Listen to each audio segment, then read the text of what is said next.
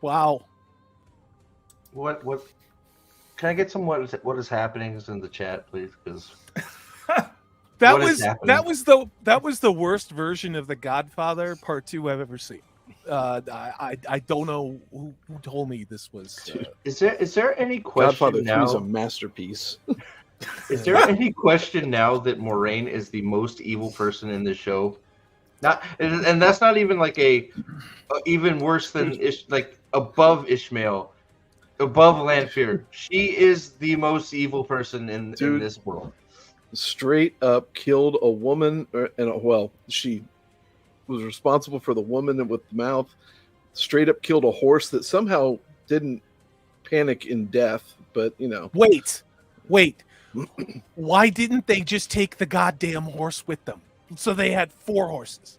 Maybe if another horse got sick, they could have rode that one. No, crazy bitch Moiraine has to cut its throat. Right. Because reasons. and it's made even worse by doing that, because what they did was they hid behind a rock and let the other lady take the other 2 horses without riders anyway. So why would it matter?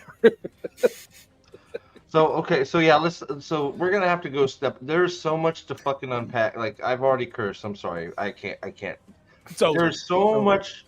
My daughter came running in the room because Ryan I started attacking Ryan. Okay.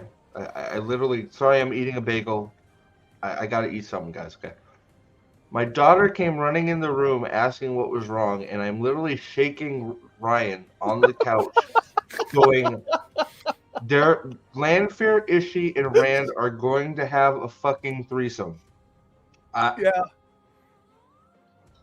I can't, like how fucking, like how they were touching, they were Eskimo kissing.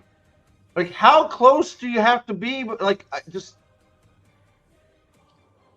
Aleda Duncan says that is Ishii gay? In the other, I think it was someone else in the chat, was we talked about it, but there's something weird going on with this script, with the intimation that Matt could be the progeny. I'll bring that up. Yeah, I'm going to bring it up.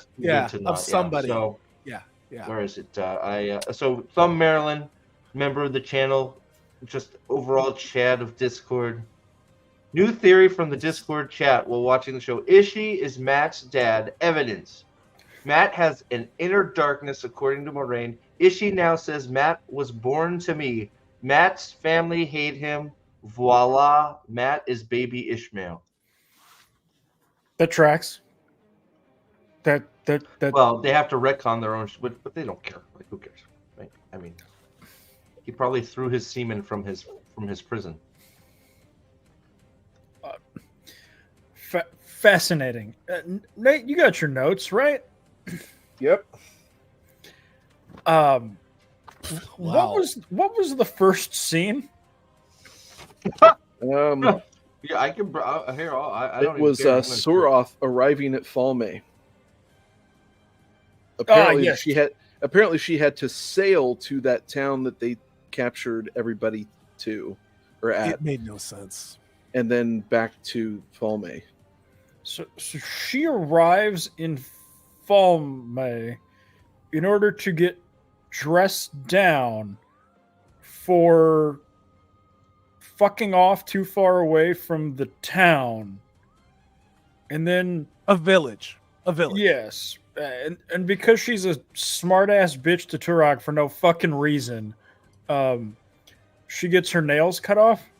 Yes, it was one of the most sinister manicures I've ever seen in the fantasy genre, outside of what this season 1 did with the Beauticians of Doom from the White Cloaks. Remember that with Nada Gwyn, that whole drapey scene.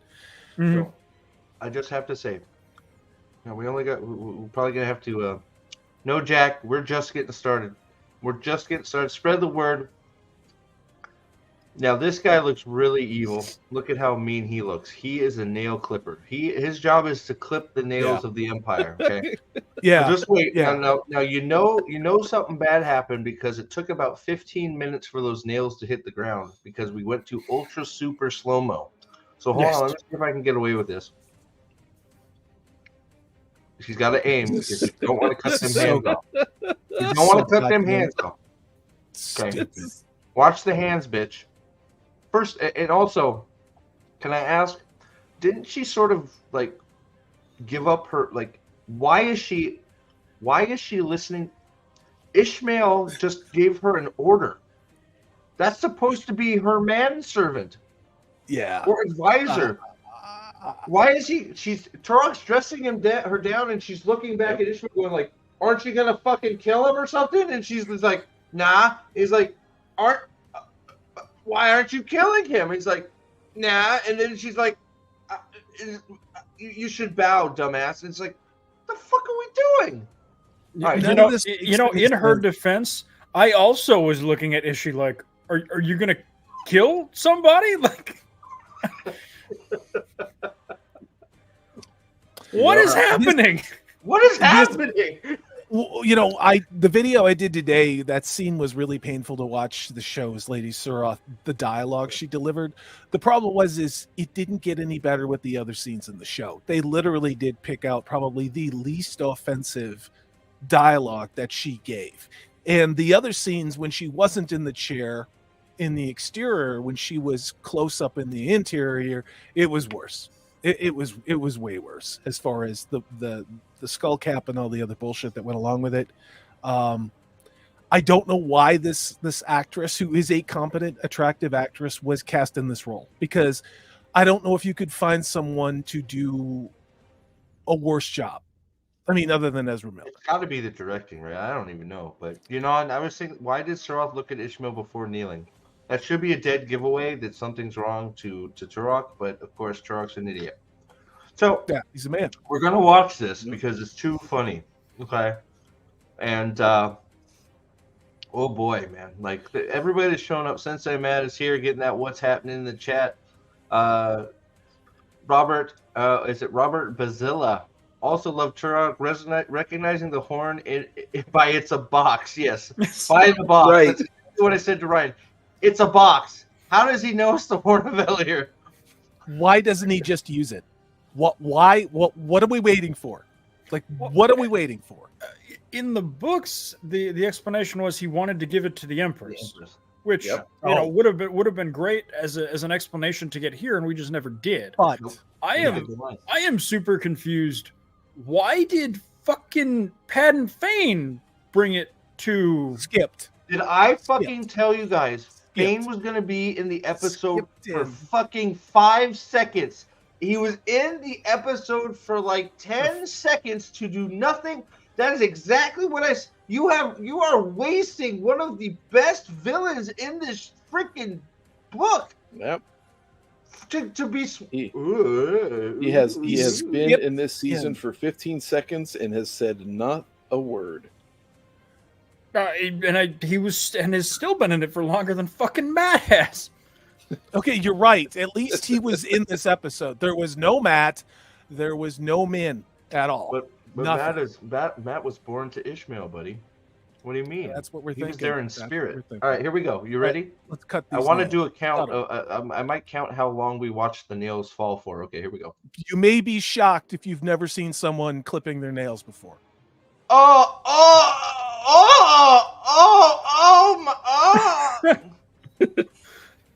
I mean, the reactions are hilarious. Ishii's smirking in the background is killing me. Like, even he knows how ridiculous this is. Can I say something real quick before we move on? When they go back to Turok, right, later, when he calls, you know, when they go in, instead of ordering Ishmael to go out and speak to Turok and say, hey, go talk to Turok, grabbing him and saying, Turok wants to talk to you, come with us right now. Ingtar and Loyal are still standing in the same fucking spot. Why do they need to be there at all? Because they got to steal the horn, dude. Yeah. No, that's what this. Remember, Loyal's got the horn under. Which again, the horn's there. No explanation at all what it is. None whatsoever. We can rule the world. Why has he got like gum in his mouth? By the way. Why's he got gum in his mouth? I don't know. And So by the I way, wanna how be- he opened up that box, I mean, good Yeah. grief. Could those nails be any more stupidly cumbersome and for it to look more clownish than what it did? I mean, holy shit. Well, and I did a. Go ahead, Salty. Say what you were saying, and then I'll. Say I my thing. honestly don't remember. There's so much Okay. shit wrong with this show. I'll figure it out later. Yeah, I'm sure. Yeah, I did a double take because they're walking up in Ingtar with Ingtar, and I'm like, wait a second, what the hell did they do to Ingtar? What the hell is he wearing? Like, let me see if I can find a shot of it. Oh, the saunter. Mm. There it is. Yeah, he skips in. Let me see. Padden Fane's a skipper. Skipper. I don't want to play too much of it. Like, their player is so terrible. I can't even skip anything.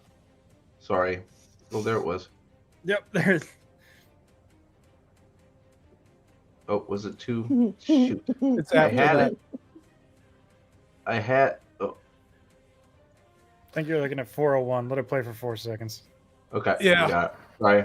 It's so hard to. Their player is so garbage. I am fucking rolling. There it is. What? So it it looked wasn't like- what we saw on the screen when we got the stills was right. Even though it looked so wrong and impossibly stupid, they really were walking with the dark one and then Lady Suroth and whatever the hell it is and Loyal and then the dude. They did everything. They showed us everything. We just couldn't piece it together in any conceivable fashion the way that they chose to.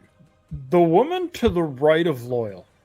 I need everybody to stop and look at that hair. Yeah. You want to know where the money went? It went into hairstyles for this show. For extras. There were so many people that were extras in this scene that had the craziest looking hair, but were wearing bed sheets, like heavy mascara with funky Hunger Games capital city hairstyles. They're on screen for half a second. Ingtar's eyeshadow is just next level. I swear to God, I thought he was the bearded princess from Aladdin. Oh, Well, and who are these all supposed to be Shan Chan nobles? Like, why are they there? don't ask questions. It's a Excellent fucking question. forerunners. They're the army to clear the way for the freaking rest of the army. Why are they there? So they can do freaking stupid hairdos. Like, So yeah, and then this drama with Lady Suroth. I mean, I don't know if they were going to try and convey that somehow she was being dishonored by having her nails cut off. If they were trying to get cute with that stuff, if that's what the point was. But all it does is amplify what a shit character they created with the script, and then what a poor casting choice they made for that script. Her delivery of virtually every line was like you'd hear someone bitching on Real Housewives of like Los Angeles or something like that. That's was all I terrible. heard when she talked, you know? ooh, look! I Wait, saw- does a table spawn into existence when he puts No, the horn? they bring a table over. They bring a table. Okay. Yeah, I was more looking at the snacks on the guy behind. Look at the snacks that guy's Snacks got. Huh. So, which part of Shan are they from? The Asian part of Shan Chan, or like? Because I can't tell where anybody's from. Oh, sorry, I'm an Well, asshole, there's right? certainly no South Texas side in the show. Let's watch Padden Fane saunter in. Hold on a second. Here we go. Isn't he so edgy, guys? Look at his carefree walk. I kept waiting for him to sing, "I'm so pretty, I'm so witty." Oh. I was, God. The Padden show Fane- did Go ahead. did you hear him whistle? Yes, they did have him They- whistle. they- Oh, thank God he's Very whistling. difficult. Golly. Thank goodness. Yeah. Now, if anybody's keeping score, this is now the second time that Padden Fane has been in a room with Ishmael after getting the Shadow Logoth dagger. I'm just saying. Don't worry, it doesn't matter. But let's watch this man saunter in here. Look at he's so happy-go-lucky. Look, why is he walking like that? Like, I'm gonna be here all night looking at this, guys, because if you want to rant, Elena, it's coming. It's coming. I almost killed my son over this. And you know what's the you know what the thing thing he has is? And one Nathan extra. said it before we went live. This is probably the best episode. Yeah. Yeah, you know, in we were talking about it. Part of it was in we'll probably get into it, but this episode feels like there were multiple iterations of reshoots shoved in. And some of them are very obvious, where the actors are noticeably older with noticeably different gray in their beard or hairstyles or just the way that they look. And particularly with the show's Land Fear in the Dark One. But this show seems like somebody picked up a bunch of different pieces of something and shoved it together and was like, let's just keep the editing tight. No one's watching anyway. Maybe they'll buy a pair of shoes off Amazon. That's the way this show feels. But this is the best out of all of them so far, and it's not very good. It's hard for me to say that too, but thank God he solved the puzzle of turning the cranks on the side there that look like wheels, right? I mean, that makes a very obvious noise when they fall into the correct position. Yeah, yeah. So now we get the sideways glance. The sideways glance, asshole. No, you asshole. Wow. Oh, hold on. I got to screen cap that. That's a good one. Ow. Yeah. Okay. Sorry, I had to get that one. Hey, Brian's here. What's up, buddy? There it is. I thought you died. You okay? Well, no, I was trying to watch this episode and take notes. You know how hard it is to get through this? Yeah, I do. Yep. Yes, I had to. I'm like, what the fuck are they saying? Like, I had no idea what they were talking about at the time. I don't even think I took the right notes. Doesn't matter. Just consume, Brian. The problem with this episode is for a couple of moments, because I pay attention to how are things cut, how are things set up, how are things lit. What is the pacing like? There were moments in this episode where I was like, okay, I could carve out this 10 seconds in that 10 seconds and this 10 seconds, because you can start to see the threads of a fantasy show just in those little itty bitty bits. And now the question is, was there originally, or was that shit that was shot later and shoved into this episode? Now, don't get me wrong. The story is dog shit, but just looking at things technically, there were moments where I was like, okay, somebody on this show, whether it's the director or the cinematographer or the editor for this episode only this one, there were moments when I was like, why didn't you start your season 2 with this episode? Okay, if they would have started season 2 with this episode, skipping all of that other shit and just did exposition dumps and then left the rest of the story open to this is wishful thinking, to maybe adapt, I think it'd get a lot more goodwill. But again, 10-second clips here or there, still not Robert Jordan's story, but at least it was vaguely fantasy. And then people started talking. I don't know. I get what you're saying, but no dialogue. This it is was still the like action scene. Maybe 2%. Like, no, there's no Robert Jordan here. I'm just saying from a generic fantasy show. It looks like somebody somewhere was like, "Hey, let's make this look like the Witcher season 1," and you can see where they were doing that. Now, here's my favorite part of the episode. Okay, guys, I have lots of favorites. Okay. So this is the part where we get to see Lanfear writhe on the ground, bleeding from the neck for about 5 minutes. Yeah. When she heals herself with the true power. It's The Walking Dead. So no. She literally gets up like Michael Myers. Like she gets up with, just like rises up and then turns her head. Yeah, I'm gonna try and play as much of this as we can, guys, but I don't want to get taken down or struck. But yeah, let's get to, there we go. We get about 5 minutes of this shot. Thank God. Right. Gas, groans, and she says bitch. I kept hearing Prophet's voice in my head going, "Why didn't you burn the bitch?" And I'm like, "Yeah, why didn't you burn the bitch?" Yeah. Where did the blood go? It went back in her neck, Matthew. Yeah. No. It was not right. Thanks for being here, Matthew. But yeah, it went right back in her neck. I mean, where does blood go? I mean, right back in the neck. Blood calls blood. Dude, these first 2 scenes felt like they took 20 minutes. Yes.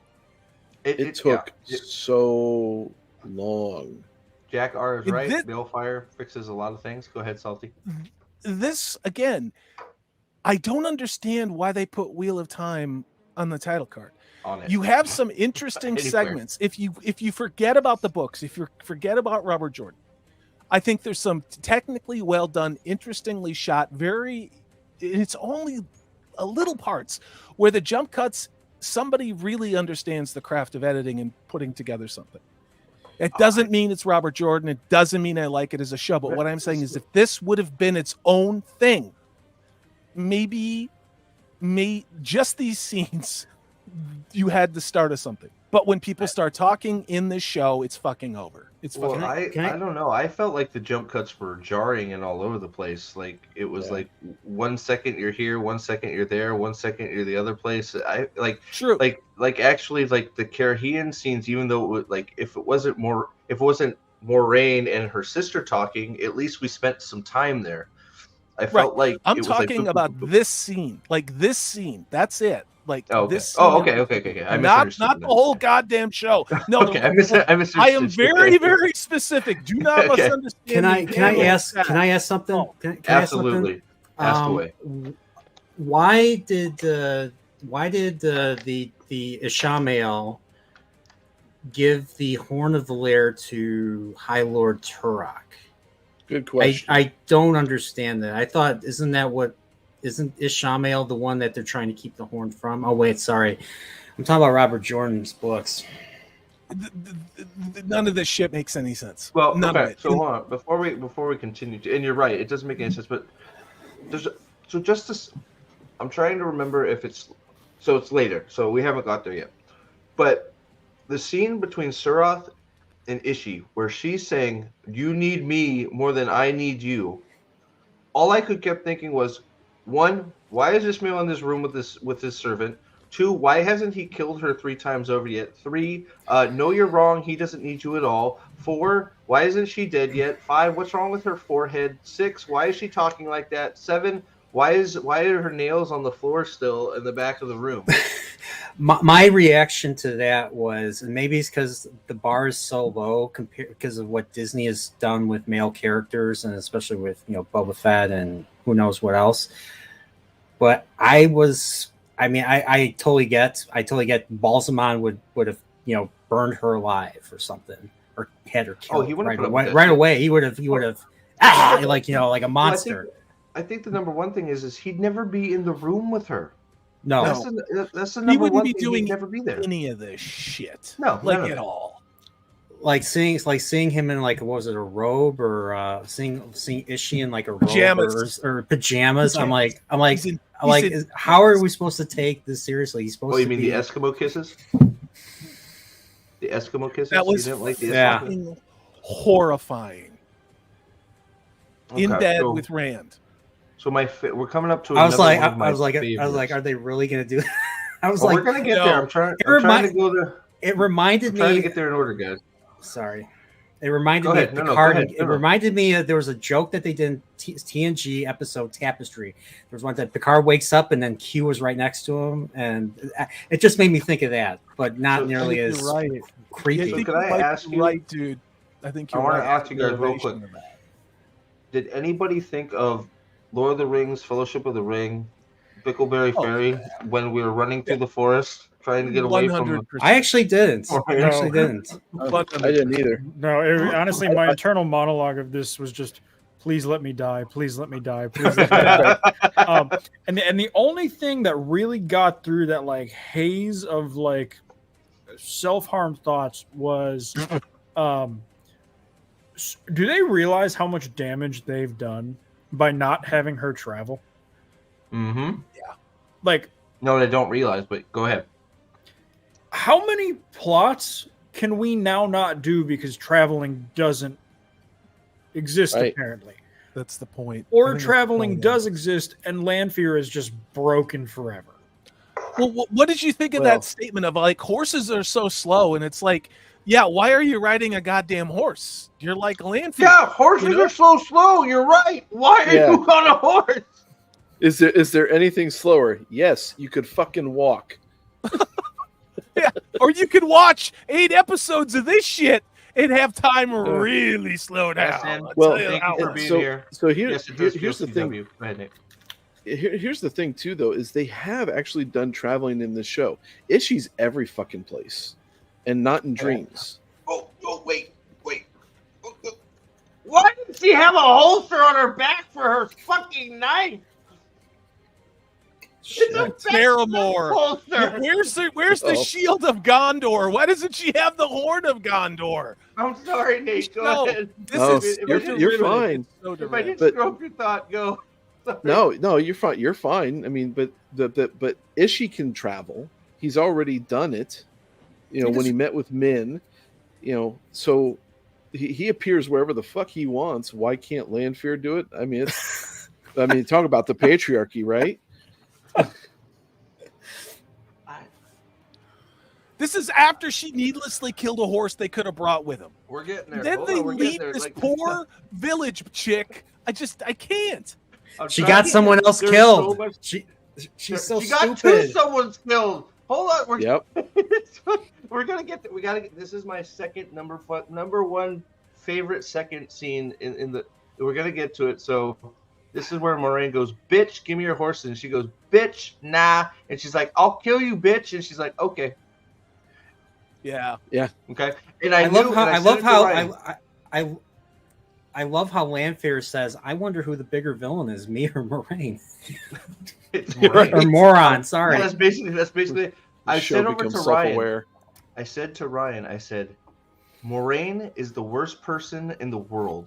Yes. How clear is it that this poor woman she's bringing along specifically as bait and to die? Yeah.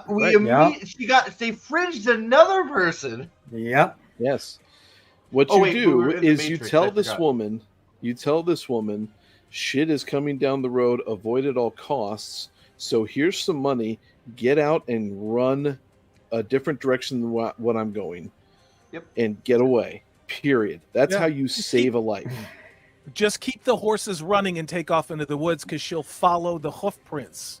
Yeah. Again, I don't mean to overthink this, guys, and pretend to be a strategic genius, but maybe that would have worked instead of having this woman tortured and die. Go ahead, Alex. Or we're going to take 3 horses with us. Okay, we're going to get off. Now you take your horse and one other horse and go off to the side too and send the other horse going on straight. Even better. Or you peel off and send the other 2 horses. There's so many ways to do this that don't involve murdering a person. This is the fucking fairy scene from season 1 all over again. Yeah. There was very obvious ways to not kill somebody, and Moraine just lets them die because fuck it, why not? And Salty's right too. Don't forget about the horse. Go ahead, Nate, but the horse too. Yeah. Absolutely. Go ahead, Nate. If you would have brought the spare horse, go ahead, Nate. We can now consider her to have killed Bella twice now. Yeah. Go ahead, Salty. The other thing about bringing the spare horse, okay, it will be kind of played out like the other horses, but without a rider, you can still get some miles out of it, and that's where Alex's suggestion of splitting up the horses.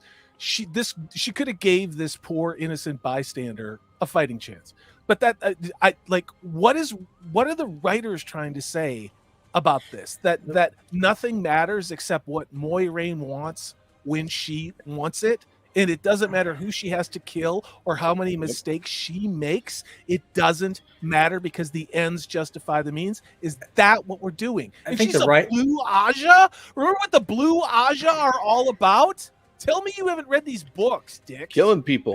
I think so. $5. Hold on. Let me get this out. It's okay, man. I'm right there with you, buddy.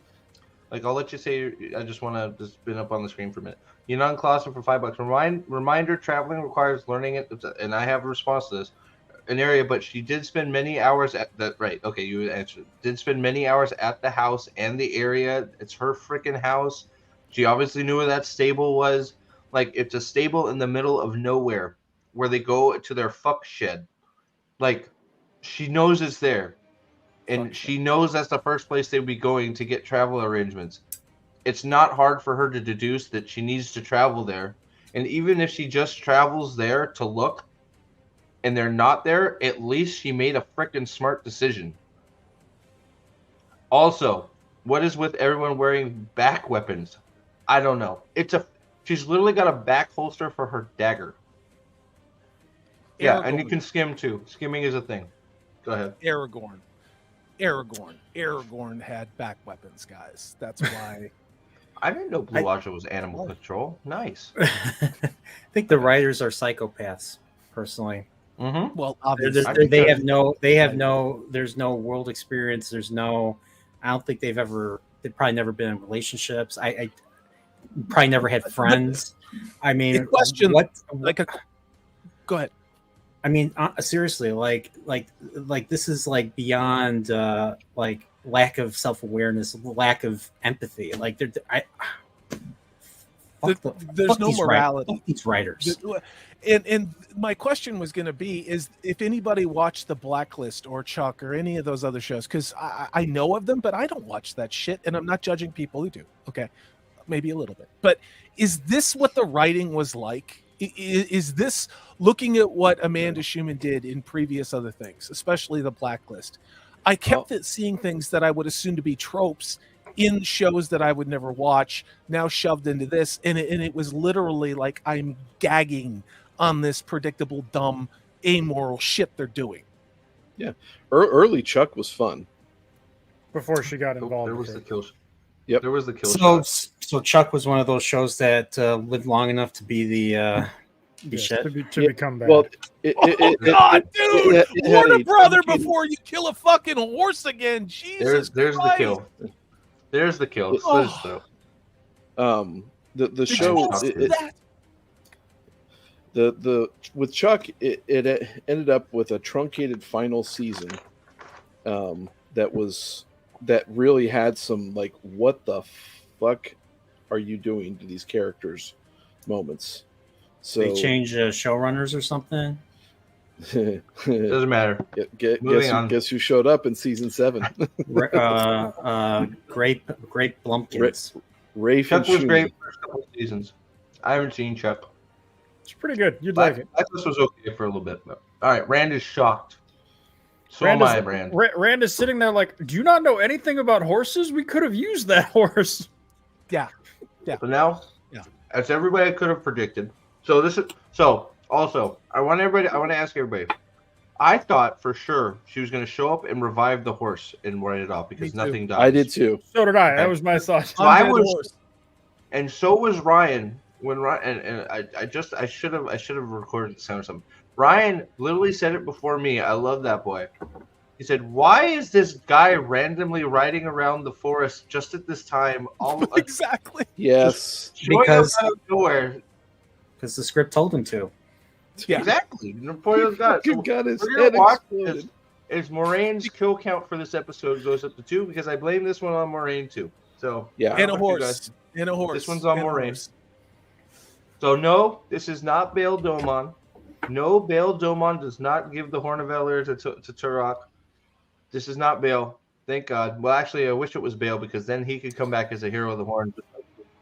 I saw the ship in the beginning, and I was thinking, oh, we're going to see the spray, or we're going to see Bail Domon. But then I remembered, you checking the IMDb, and he's not going to show up till episode 8. So now this guy is cast as Older Man, by the way, so he doesn't even get a name. Older Man is about to older man to be discarded like all the older men in this show, in this world.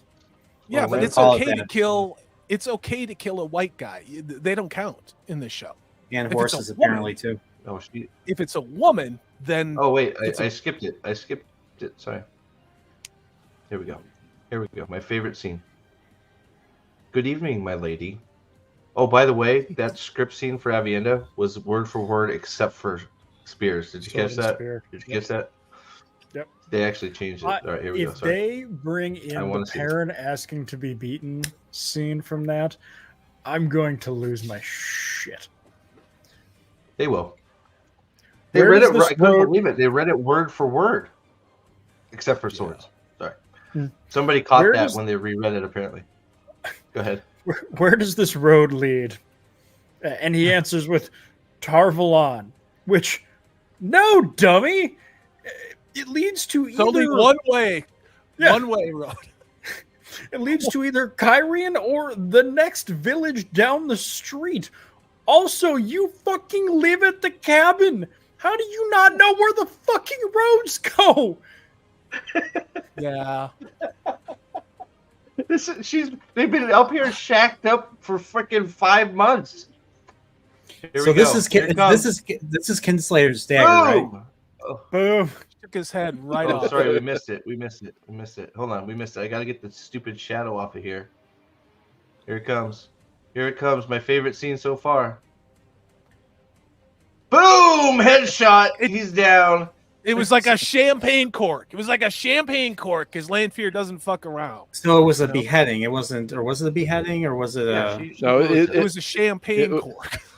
Yeah, it was a headshot from Halo or wherever, total explosion. I never want to see anybody fighting a Forsaken again, because if she can do that, no one can fight her. No. Well, and what I said to Ryan was, "Oh, great, we're again using the one power not to create weaves. We're just blowing shit up."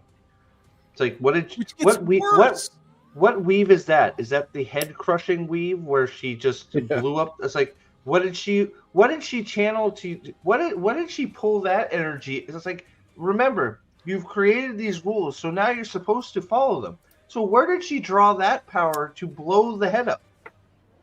You're not gonna okay, nothing, right? Because it's bullshit. So why did you waste time with that when you're just making it harder to explain when they do shit like this? I don't know. Because that would require competency. Rory, is that Roy Mitchell? Thanks for being here. That CGI looks so cartoonish. Absolutely. It was a champagne cork, literally. I mean, it was pointless because it's like, let's turn the bad chick cartoonish. You just saw her rise from the dead and suck all of her blood back into her body from the floorboards. Now you've got to have an old white guy right up who's being nice that she goes to go pop his head off. And are we supposed to be shocked? Because I laughed my ass off. Yeah, I laughed my ass off too. William Jones, and then I want to give me 2 seconds, guys, after this. William Jones, I have a question suggestion video for the panel. If you guys were writers, showrunners, how would you adapt the books to a TV show? I know Nathan's been working on something for a while. I don't know if it's ever going to come out. Yeah. And we have talked about it. I mean, I think you're right. It would be an interesting video, but we've talked about it several times, especially after season 1, how the things that we would think are the important things that need to be in it and the things that you could sort of dance around. I am of the, just because, just real quick, I am of the opinion there's places you can make cuts in the first, most of your cuts would come towards the tail end of the series. There's a lot of important things. You would have to do a season per the first 6, I think. Maybe not the first 6. Maybe you could combine some of Shadow Rising, but we've talked about it a lot, and I think it would make an interesting few videos, probably series. I know Nathan's working on something, but yeah. So I've done a treatment, and to me, I think what you do is you push, and this is just how I see it. You do the first 3 books, and then you walk away. You let somebody else pick it up from there and interpret it, but you leave plenty of threads. You don't have to do all of the books. Just do part of them, so that, and then let other minds take them over that are competent. But I think you can successfully do the first 3 books. You'd need 10 episodes of television, though, and they're not an hour long. Sven, of course he is. Go ahead, Alex. I was going to say, so, if there's one thing that this season needed to emphasize, it was Rand becoming a leader. That was the number one thing this season needed to do. Mm-hmm. And it hasn't even tried. Nope. No, he's still standing there, breathing out of his mouth, watching Moiraine in awe. That's his job. Being a scared little boy. So real quick, Daisy Dude's here. Some Centurio is here. Thank you. I just want to say hi to all you guys in chat. We had 71 here a minute ago. John Thomas, Welcome back, Mahalander, as always. Good to see you. Trip is in the best scene of my number one favorite scene of the show. Flippy kicks. We're gonna have to break it down. I don't know how many flippy kicks we saw, but there was a bunch. There were so many The cuts. funny thing is, I hated that scene. Avienda has now killed at least 20 White Cloaks in that one town, because if you heard the dialogue before, she took out 11 White Cloaks, and it took 5 questioners to get her, and then she pretty much kills every single one of the other ones except for Dane, because he gave her water, and Perrin says, don't kill her. We'll get there. Matthew Labe is here. Thank you for being here. Thank you for being, haven't seen you chatting before. Thank you for chatting. Lakizo Sadai, as always, good to see you since I met. Some of those memes are crazy. Caleb Hines is here. Rory, thanks for being here. Your CGI is stupid. I think we already said that. We already read this one. Arcticus, the man who has a deal with Amazon to get it first. Articus is here. Yanon, SN, first time seeing you here too. William, I think I might have seen you here, so thank you for being here again. And that was a great comment. Cheers. David Castro, and we'll call out some more people later on. But man, Jack R too, thanks for being here. So, we're getting to flippy kicks, but it's one of those we're getting to. This is after she starts whipping the slow horse instead of traveling. It's our first and only scene of Elias. So Elias just fucks off again. Yep. Yeah, completely. Why is Elias a peopleist? Elias is a peopleist. Why does he hate people? Go ahead. Why did they bring this character in? To say we've been looking for you in the last episode. Yeah, they said Did they be like, adios, bitch? It's like anyway, forget what I just did. Forget what I first did. And you just go over there and fuck off. You know what I mean? You're gonna like meat. We people suck. You're a wolf. People suck. Your friends, they suck. Everybody sucks except for wolves. Yeah, your eyes will stay yellow permanently, dude. You'll be the better for it because people suck. Sorry, go ahead, Nate. Yeah. Well, I love the fact he's like, they're not your pack, and neither was your wife. And I'm sitting there thinking, oh, is that because you ate her in that dream from last season? Yeah. I thought that one too, Nate. I did. I was like, were you ripping her guts out in the dream? Yeah, Elias went back to the Black Pearl with Captain Jack. He's got better shit to do. Hey, can I ask too? Is it incredibly hard to hear Marcus Rutherford, what he's saying when he starts getting angry and trying to act? Yes. You don't know anything about my pack. Yep, he talks way too fast, and it comes out terribly. It's all gobbledygook. I can't understand him. But when he when he does interviews, he sounds normal. He sounds normal. It's just when he's mad. You can't hear it. He starts. It's like, just get the marbles out of your mouth, dude. You're an actor. Aviend Fail has been cast, so he's just gonna have a throuple as well. So Fail's cast for season 3 if it ever happens. So I love what they did to Avienda. We'll get to it, but I love that she's a whore. Can I just say that? That's perfect. Perfect, Rafe Judkins. I can't believe she has a back harness for her dagger. Oh my god. So all right, this is where Moraine explains she's an idiot. I need to do that with my hunting knife. I need to have it over my shoulder like that so I can look like this asshole, you know? Oh my god. How many times are we going to hear her explain to somebody that it's her fault all this shit is happening? Or you mean that it's their fault? Because I was fucking dying here. Like, oh yeah, are you kidding me? This was your goddamn plan. Like, she blames Rand. She blamed Rand. I mean, the one thing they got right about women is they don't accept any fucking responsibility. So obviously, look what they did here. Yeah, Get over it. So let's just play this out because this is idiotic. Okay. The world, which is supposed to be Moraine's focus, the world would be better off right now if she let the Trollocs kill everybody in Edmondsville. Yeah. Correct. Yeah. What the fuck are we talking about? Her loyalty is to the planet, but the dragon is supposed to be the best chance for the planet. Therefore, she needs to help the dragon to defeat the bad guys that are loose, not because they let them out. Now, by you going and saving this person, you let the dark, we can't say shadow, we have to say dark, because whatever. So it's your fault. Everything is Moraine's fault. Period. Moron. 100%. Fael ruined Perrin for me. There are moments. Perrin's okay. You just got to ignore him. Just ignore Fael. Just like in your head, imagine that Perrin just banged Barrelin instead of Fael. It makes it far more palatable. No shit. Oh boy. So is this supposed to be Hopper that came with him? So did Yes. Hopper Yeah. fuck off during the fight too? Yes. No, So Hopper didn't come to he fight. told- Perrin intentionally told Hopper to stay. Yes. Yeah. That's exactly what I wrote down. Perrin says stay.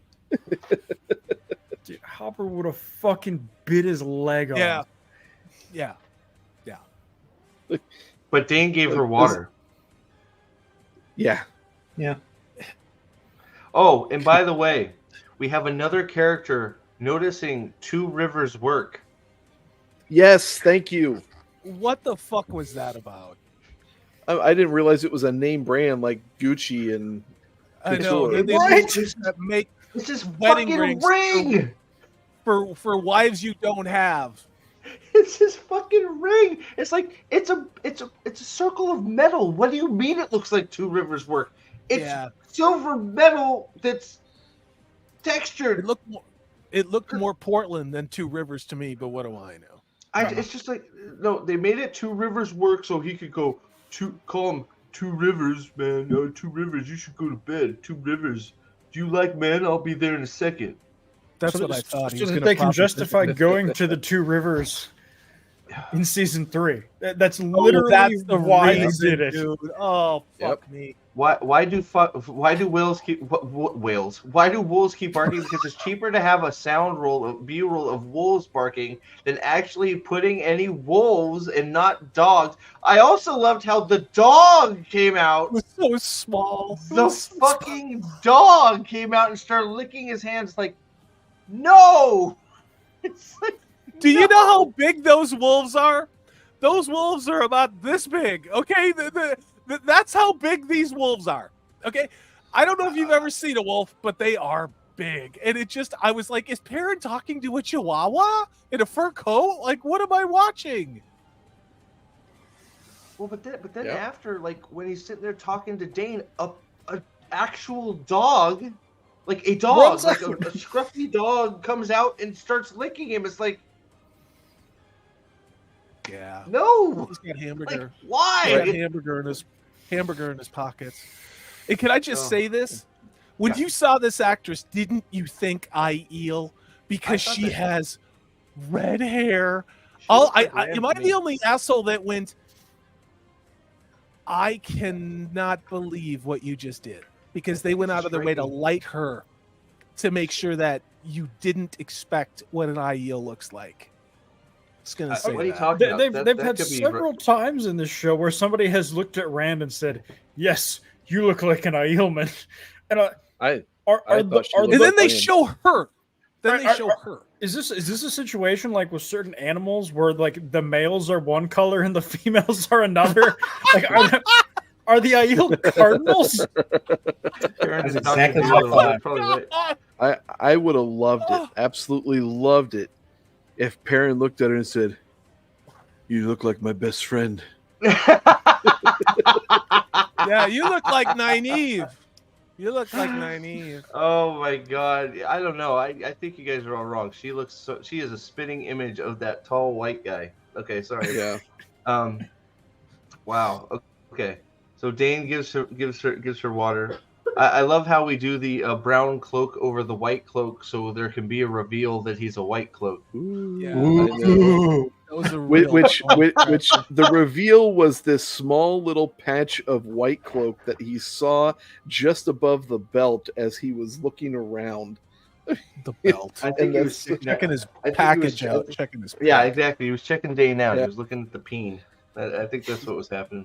He was looking at okay, so here, let's go. More talking. Two Rivers.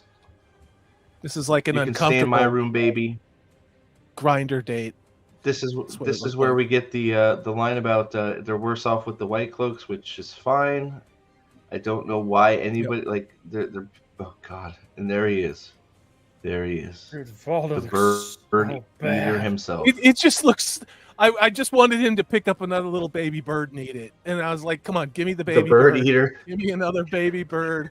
Nah. here you No. go. Oh wait, I forgot to ask my question. It's Why have they hung a bunch of dead people in cages like they're prisoners and left one prisoner hanging in a cage alive?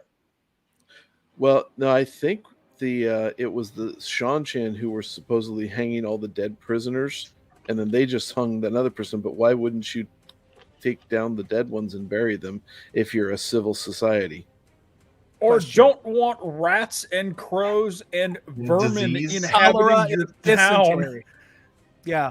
Question though, did Not they? so good. Bad. Bad. Was We're all feeling bad. Sorry, Yeah. go ahead. Perrin. Did you guys see Uno, by the way? Did you guys Yeah. see Uno in one of the cages? Oh yeah. Yeah. Yep. Oh yeah. So Go ahead, Sal. Perrin was all upset about Uno, and he didn't get his ass out of the cage. Like they didn't bury him, and then he's like, "Yeah, fuck that Uno guy. Yeah. I'm gonna go get the crazy bitch in the cage." And the fact that Uno was hung in a cage was the only reason he went to that place in the first fucking Yep. place. And then they left, Oh. and guess what? Uno is still not buried in the cage. Okay, so I don't know. Is that a continuity thing, or do you writers just not give a shit? Well, we Legitimate kind of question. we kinda buried forgot. we buried the lead here. He abandoned his very much alive friends so that he could go bury dead Uno. That's a thing we did. That is a choice that Perrin made. Yes. This O.J. Simpson looking and acting motherfucker is the dumbest character I have ever encountered in all of fiction. Dude, don't Fuck. disparage Naked Gun. Don't disparage Naked Gun 33 and a third. That's all So I'm gonna An- say. Okay. So Amber Wilson, my son who watched it with me said the exact same thing. He's like, we all of a sudden got here extremely fat. It's like Whiplash. It's like all of a sudden it's like boom. It's like, Yep. well, that's the end. That we're at the end of the Great Hunt. Like, wow. Like that was like. I mean, at least part of it's at the end of the Great Hunt. The rest of it's somewhere in whoever. Like I don't know. Maybe in Naked Gun At a with wedding. O.J. Simpson. I don't know, but like. You're right. What we say, Nate? At a wedding. Ooh. Ooh. So fabulous. Maybe Eskimo kissing in bed with Ishmael and Rand. Wee-hoo. This I mean, show holy can suck cow. my Part dick. of why it seemed like it went so fast is because this is the one and only instance of something that happened in the books happening in the show. So we're all just like, oh, that's a thing that happened. We Yep. did one thing. So One it thing. seems like it went fast. Yeah. White cloaks aren't even Well- wearing their armor, bro. They We're left in the spa robes off though. They're not wearing the spa robes this year for That's just not Well, look like actually, a- let's those look at. rivets? Hold on, don't move the. Let's look at this outfit here. Yeah, I'll move my. He's my got mouse. the spaldron thing there on his left shoulder, and he's got a cloak on, but he's got a slot for that to come through the cloak. Is that it, or of course he Is does. it Of just course he does. partial cloak? I love the curtain rope around his neck. I love that's that brilliant. the fucking shepherd's crook had a fucking stroke. Yes. It did. Look at it. It's all like. Wait, no. I know. Wait, It's a Shuriam made bullet this. hole. Wait, It's a Shuriam bullet made it because her hands Just- all like it's she got she got compulsed to make the shepherd crook. It's like Oh, she's fuck. going. Like, There are visible fucking rivets in this man's armor. Yes. It's still Something. fucking made of plastic. Also, Yes. I don't know who said black don't crack, but this man looked like he's aged 15 years. I wanted him to say, "I'm getting too old for this shit," and Mel Gibson to roll up. You know, Right. Murtaugh. Okay, sorry. Oh my god, dude. I wanted him to eat a baby bird, but it didn't happen. Didn't happen. Yeah, they emptied out whatever Joanne Fabrics was around to make this particular outfit. Are we really to did. believe that now Valda is afraid of wolves because of what happened with Egwene burning him in the tushy? Well, wasn't his arm in a cast or a sling or something? Is it? Yes, his right arm is in a sling because Egwene stabbed him in the back of the right shoulder 8 months ago. Yes. Well, there If were no one- also the 3 Siberian Huskies got that thrown at the 2 White Cloaks in the shaky cam. Reshoot mean, that. If only they hadn't burned that yellow Aes Sedai at the beginning of that one episode to death, Yeah, he healed could him. have been healed. Yeah, I think they put him in cryo freeze with Demolition Man. Sorry, here we go. Him and Luke All right, let's see, Skywalker in the back of the tank. Oh, so fucking Christ! Oh, we didn't even mention they've stolen from the Matrix too. By the way, the little in mouth big thing, time. the Big mouse Oh, thing yeah. with the woman stole I from the don't Matrix. think now, we've so- gotten there yet. Yeah, Oh no, that's way back. I don't think I did it. I mean, I can go back to it real quick. Where she No, shows that's- up. Oh, No, we no, haven't no, got no, to that's it. we You're haven't right. gotten there that's the yet. blown Oh, up we head. haven't got to it. I'm sorry. Sorry, we Yeah. have Perrin brooding and then going, "What's that?" And then Dane going, "Don't worry, bird eater. There's nothing in there. You can fuck off." It's like, all right. Can Yeah. you imagine how wildly different this show would be if Perrin didn't overhear that the fucking Shanshan are in Falma in this fucking conversation? Like, the entire last 3 episodes of Perrin's arc are literally because he overheard the White Cloaks talking about this. It's like it's like the Blacklist. It's all just happy accidents. Like this is a Bob Koss painting. Oh, here we go. Here it Then I is. love how he sits there and threatens him, like, hopefully you don't regret it when your dad's not there to help you, or whatever he says to him. Yeah, because that was needed. Because that makes sense here. Yeah. Yeah. Foreshadowing, guys. Foreshadowing. All right, here we go. The Well, reign no, of Moraine's because that- terror continues. Here we go. That should happen at the end of this season with his dad dying, but that's not going to happen. Yep, it is. Jeffrem's in episode 8. Jeffrem's gonna Oh, is he really? Is gonna it the die. same, is it the same he's in actor episode from 8, yeah. season 1? Is Yep, it the same same actor? guy. Yeah. Yeah, it Why is. not? Same actor. Yeah, he's gonna buy the farm. Here we go. The reign of Moraine's terror continues. Here we go.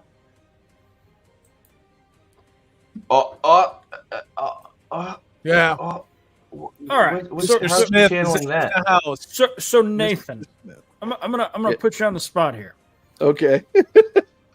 Of the 5 weaves, I'm not Yes. going to ask you to name them because I know you're not a novice in the tower. Right.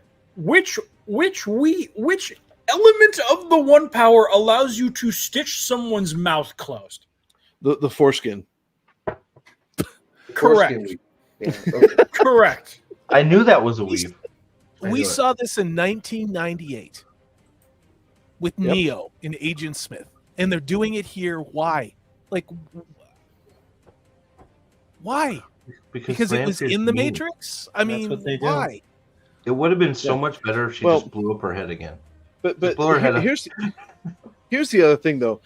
Lanfear isn't fucking thinking about this. Like, oh, I know you're not going to tell anybody. Bitch, she still has her hands and can write.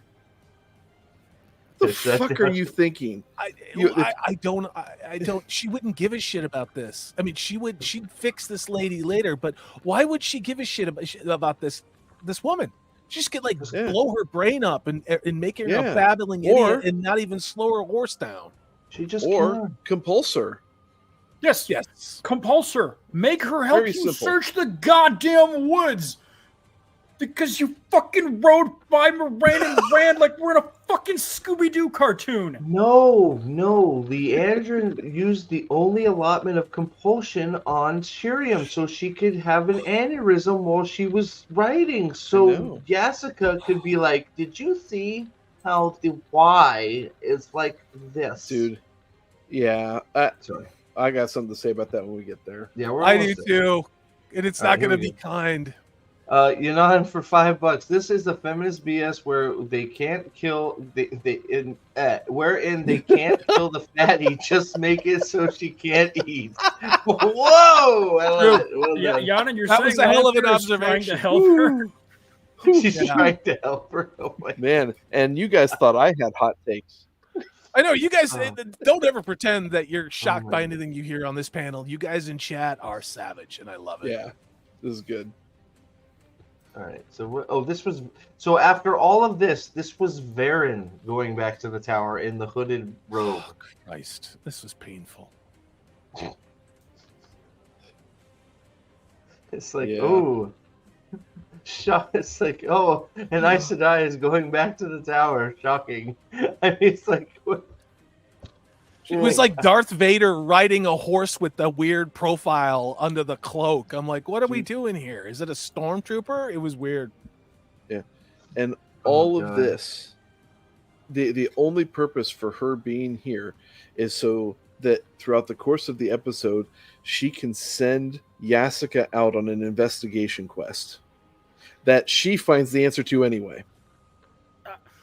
I am just amazed at you know what? I'm going to save it. We're going to save it to when we get to that section. Yeah. Steve, you're welcome. Let's talk about fucking Indian Auntie here.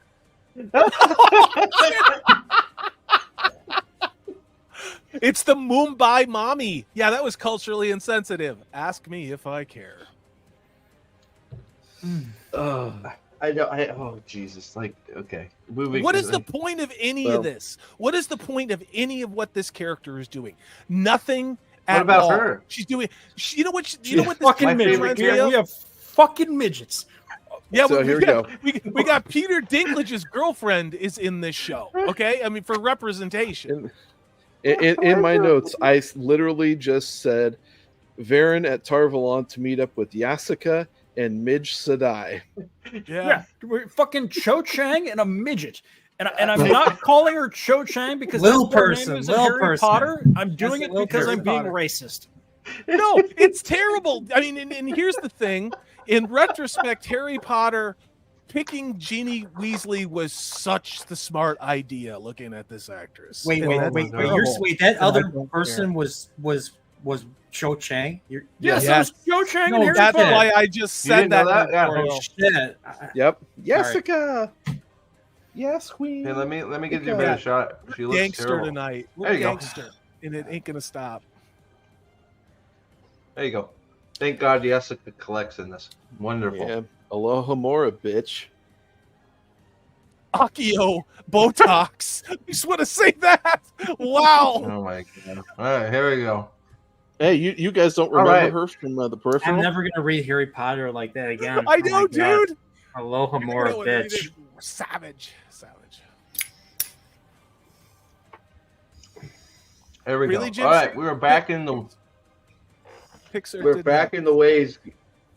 Thank God we get to have so okay. So I like how. So I guess Elaine and Egwene are just a tad bit more dead than Nynaeve because Nynaeve manages Correct. to get out of her death, to wake up, so Leandrin can have a monologue with her, and then apparently beat her back over the head. Yes. Or do whatever she does to knock them back out, to drag them back out of the ways later because they're unconscious when they pull them out of the way gate. Oh, wait, I forgot. She's doing the sleep weave where she puts them to sleep. There's an interesting thing about how men and women fall. Just like how men and women, when they drown, when you find somebody in a certain position, it has to do with biology and other things like that. But when you incapacitate a woman like that in a magical nature, she wouldn't be laying there like, like they're doing in these scenes, and especially what's her name, Elaine, and you can tell they don't want to screw up Elaine's hair, so however they put her, they have to make sure her hair is safe in the scene. I just want to know, where is the scene of her getting them back on the horse? That's what I want to know. I want to know how she got them back on the horses. I don't care about any of this shit. I want to see her doing the little air dance weave to get them back on the horse. Like, or just throwing them over the shoulder like a sack of potatoes. By like, Shin in the ways. Yeah, fucking Mosh is just like, can I help with that? And he lifts them up. Well, It's like, I was a therapist earlier. Aes Sedai Tetris. It's not for the faint of heart. oh my So god! just want to call it out. Steve, you've got 81 people watching. Oh my god! Nice. Thank you If he gets to 100, he's got to take a mayo shot. all right. Please hit that thumbs up button. Ooh. If you've seen this episode and have particularly strong feelings or questions, please hit us in chat. We will try and answer it. But thank you everybody for being here. Share this out. Yeah, thank you so much, Kevin. Does Nynaeve have cornrows? Sure. Yes. Yes. What are you, racist? I can't tell. It's too dark, just like every scene in the show. Well, Too dark. I can't see it. So here's the other thing too, though, about this scene here, is they sit there and start having this intellectual discussion about why you would give yourself to the dark, and Leandrin sits there and has this whole thing like every woman has their price to pay, and then ends up attributing her price to pay so that there's hope. And I'm like, Yes. wait, what? My Hope? son. Right. son. I mean, I'm sitting there thinking, Terrible. hope is your reason to turn to the dark. None of this made any sense. Like I'm trying to write. I spent 15 minutes trying to figure out what the fuck she's talking about. So can I ask you guys? All it did was.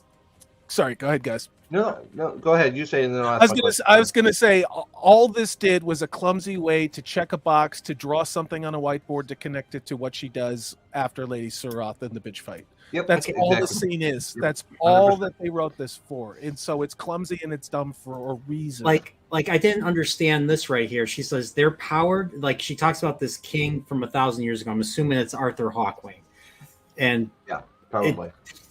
threatens to burn the tower. And she says the probably. Aes Sedai's power didn't frighten him so much as their humanity. I don't know what that means. No, If they're like the tides, inhuman and predictable, men won't measure themselves against the Aes Sedai. yeah, no, it was And their what fucking was- power. Like it was the fact that they were running around doing all sorts of wild shit, like doing bad things to people. Yeah. Yep, and he stood up, and he freaking scared him to death. Yep. So, but oh man, I forgot what I was going to ask. Oh well, we'll get back to it. Moving on. So she did all this for her son. Will she be redeemed? Oh, no. Nynaeve makes. Did I hear it wrong because I was losing my mind, or did Nynaeve make the astute observation that her son is dying? Yes. Mm-hmm. Yeah, because that was a hard leap to take. God damn! Thank God you were wisdom, because I couldn't tell that her 100-year-old son was dying. Just saying, I mean, like, in Leandrin, get the fuck over it. He's lived for 100 years. Let him go. He's ready. Let him die. Well, I mean, it's for a parent. It's probably the hardest thing to ever deal with. Losing a child, even at 100 Yeah, years but old. he's 100. You're just torturing him. Let him go. Let him go. So here we go. And I'm not saying you're wrong. It's hard, but it's like you're just torturing him. You don't love him. You are evil. All right, now we get to the scene where Lady Suroth talks down to Ishmael and still has her head. Yeah. Discuss. Why are you like this? It was you. It was you who made me go to the fishing village. It was you. And I like how Ishi just calls her stupid. He just calls her stupid, Well, like but plainly. then He's the like, dialogue is just so. We are in this time where the dialogue leaves nothing to the imagination. You have to spell out everything. I know why you swore to the dark, and I know that you know that I am Ishmael and why I am in charge of things and why we went to the vision. Let me tell you why we went to the village. We went to the village because I wanted to go there to see my boy Perrin, the dog man. And you'll do whatever I say because I'm in charge and you have sworn. Oh, it's like, Jesus That's every Christ. scene. That's every scene. It is every scene. Every scene. And it's Like, weird. It is. I'm like this is unnatural listening right here. Like I felt like I wanted to rip out my hair, even though I don't have any. So this is why I say parts of these feel reshot, and in some cases multiple times. And I don't know if this was part that they didn't want to reshoot because of her, and you can see it, other stuff. It looks like they reshot it maybe a year after it was done, maybe in post. But I did want to say one thing about that idiotic scene with not Nynaeve and not Leandrin, because I was getting bourbon.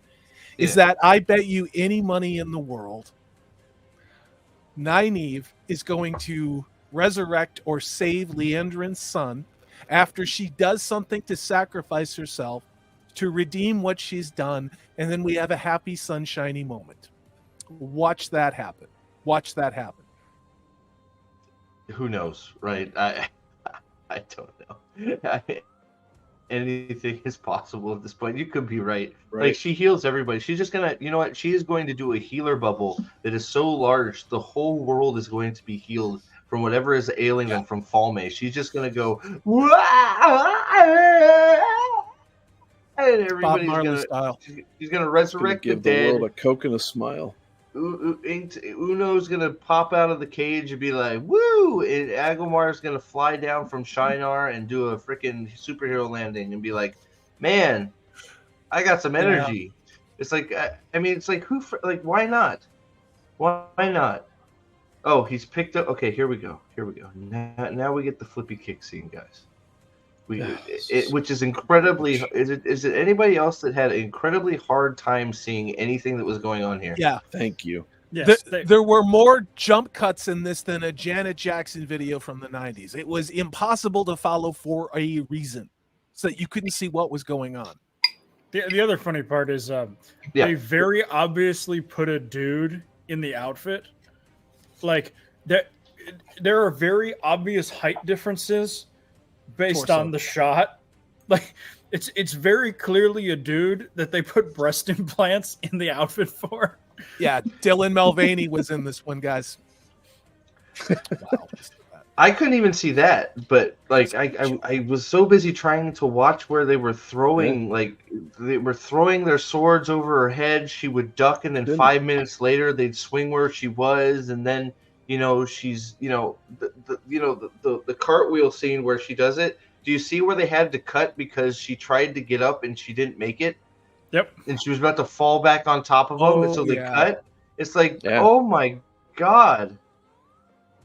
She looks so much like Rand in that picture. It's unbelievable. It took me right out. I mean, it took me right out. The lighting that they did and how they did the makeup on her when they talk about you look like an Aiel man. And this is within the show's own context with that crazy bitch Errol with Rand and you're an Aiel man. Then they show her. I mean, just show this scene. Just stop right there and show her.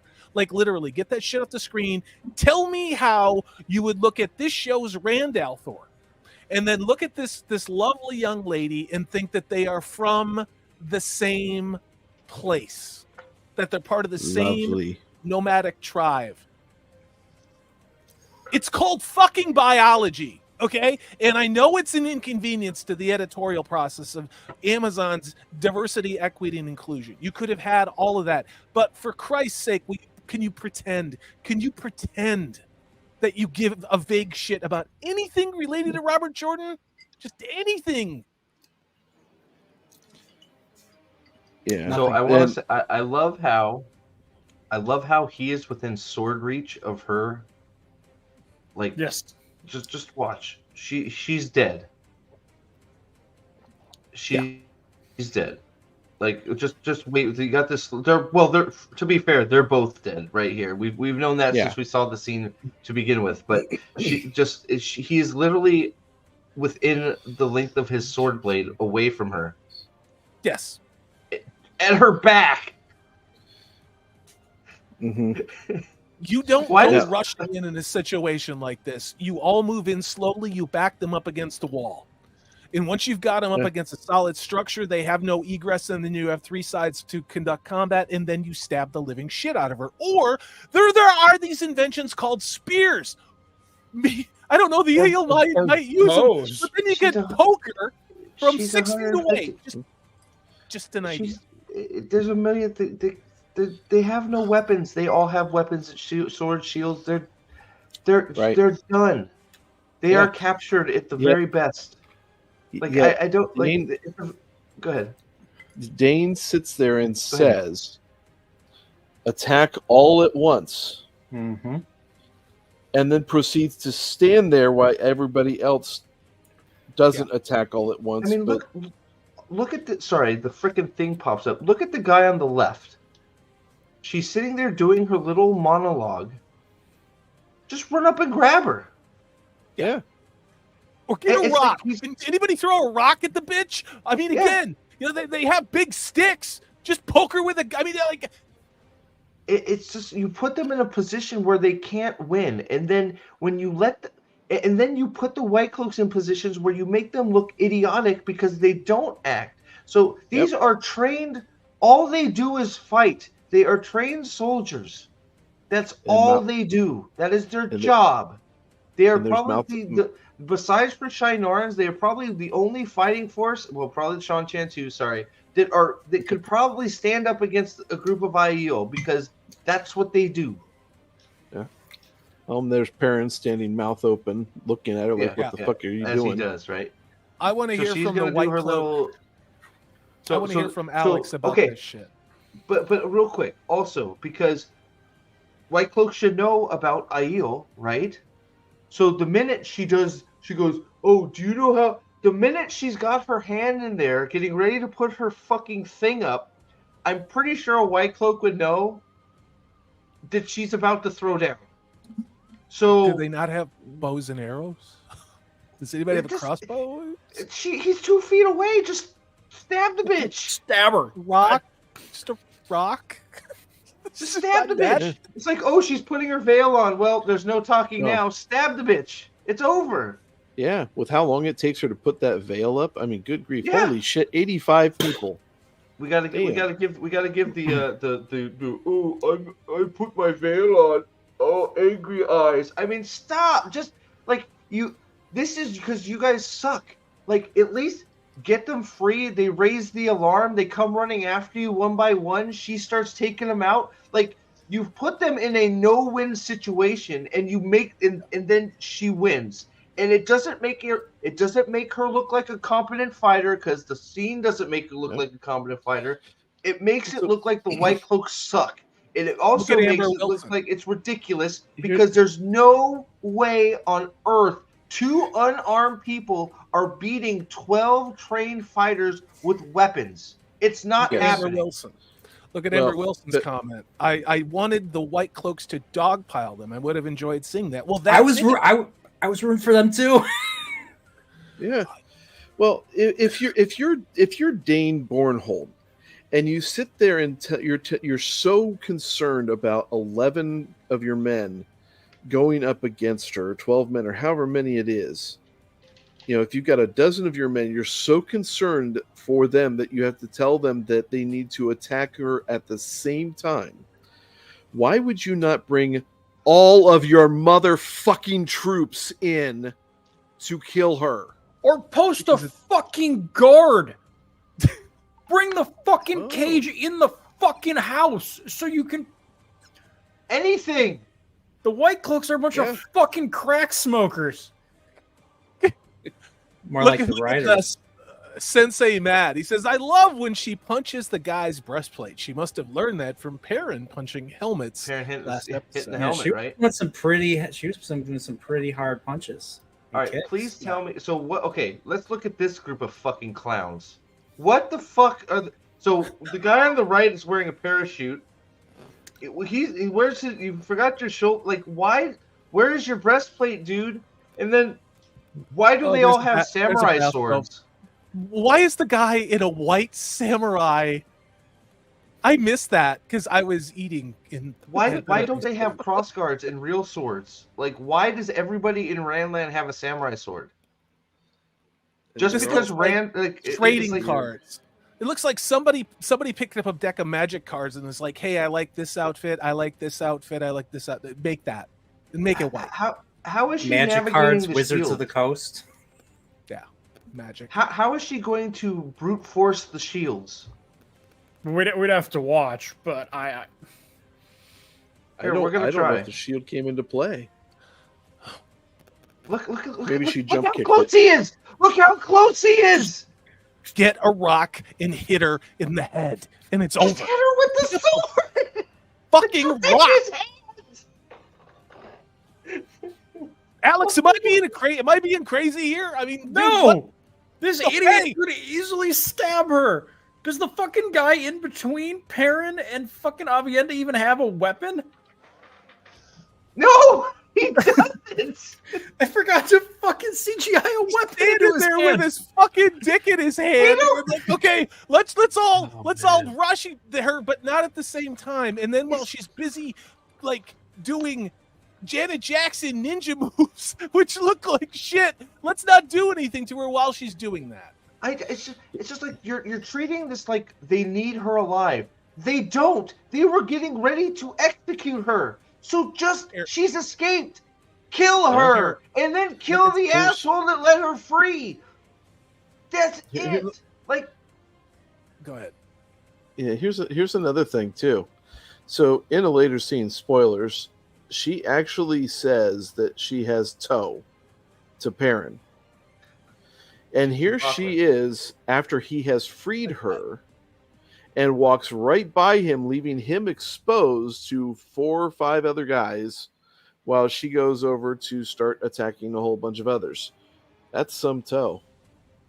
Sensei Matt nails it, and this is the essential of street fighting. You don't have to pick up the strongest one, pick off all the weak ones, because then you decrease the amount of targets you have to engage. And he says, never mind Stamdigger, just kill Perrin. Because if you kill the companion of your combatant, you cause distraction and distress, which gives you time to kill them. Like, yes, there's 12 of them. Kill them both. Like, get a rock. You're both right. There is one guy behind Perrin right now, and there's one guy an arm's length behind her. Kill them both.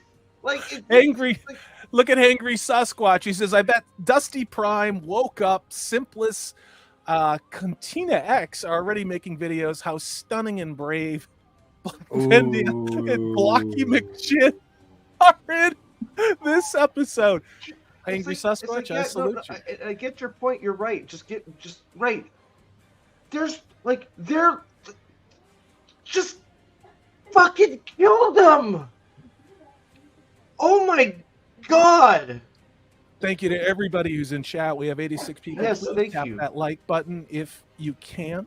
We really appreciate everybody being here. And again, we would love to get your perspectives. If you're first time here on the channel, we'd love to hear what you think. If you don't agree with what you're saying and you actually love this episode and think we're all toxic man babies, let us know that as well, especially when it comes to Steve. So. Another thing, let's just try to keep this as classy as possible. We're here to have a good time. We're here to talk about this, and we're here to, enjoy each other's company. You're in the wrong place. I'm drinking. Here's everybody take one step fucking forward. Cool. Yeah, now let's all take another step forward. He finally turned around too. So here we go. I'm gonna play as much of this. Okay, here we go. I'm gonna play a little bit at a time. I don't know how much I can get away with, but I mean. And she giggles there. Fuck off, bitch. Yeah, she's like 4 foot tall. She's like. Meanwhile, while they're doing this shit, they're dead again. So just okay. Yeah, let's like if this guy back here had any fucking balls, he would have took them both out already. Like. Just hit her in the head with a fucking rock, dude. That like from behind, something. And then she's stunned, and then you can turn her into cat food. Yeah, literally do anything. Literally do anything. Oh god! All right, here we go. Yeah, let's do the flick of the wrist thing. Ooh, Oh my god. Oh, we're getting Ganon? called out in chat. Chris F says, "All you guys suck. There was an axe in this scene, and Perrin was there. What more do you want, haters? You're right. You got us. You got us. You got us.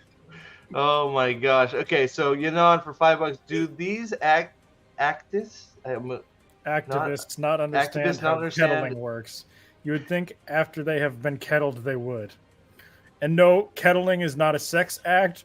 It is when a group of police group a bunch of rioters into an enclosed area so that they can be arrested.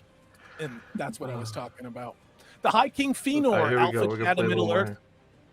High King Fëanor, Alpha Chad of Middle Earth says, "I'm just listening to you guys and getting a premonition of what I'm going to be like when the Rings of Power Season 2 comes out." Ooh, that's an interesting question. Is Galadriel in the courtyard worse than Aviendha in the courtyard? Yes. Wow. Oh wait, dude, that'd be a good fight comparison. Which is worse? Yeah. I don't know. I can see Galadriel do all her stupid shit. I can't see what she's doing. Yep. Justin Templeton says, in real life, Aeluli Smart is 5'3". Yeah, she's a midget. She might as well be in the tower. She could probably kick the shit out of a bunch of kindergartners, but grown men not so much. Right. How did she flip two people at once? Yeah. We're gonna play the start here. Here we go. Choreography. All right, here comes the. Okay, so.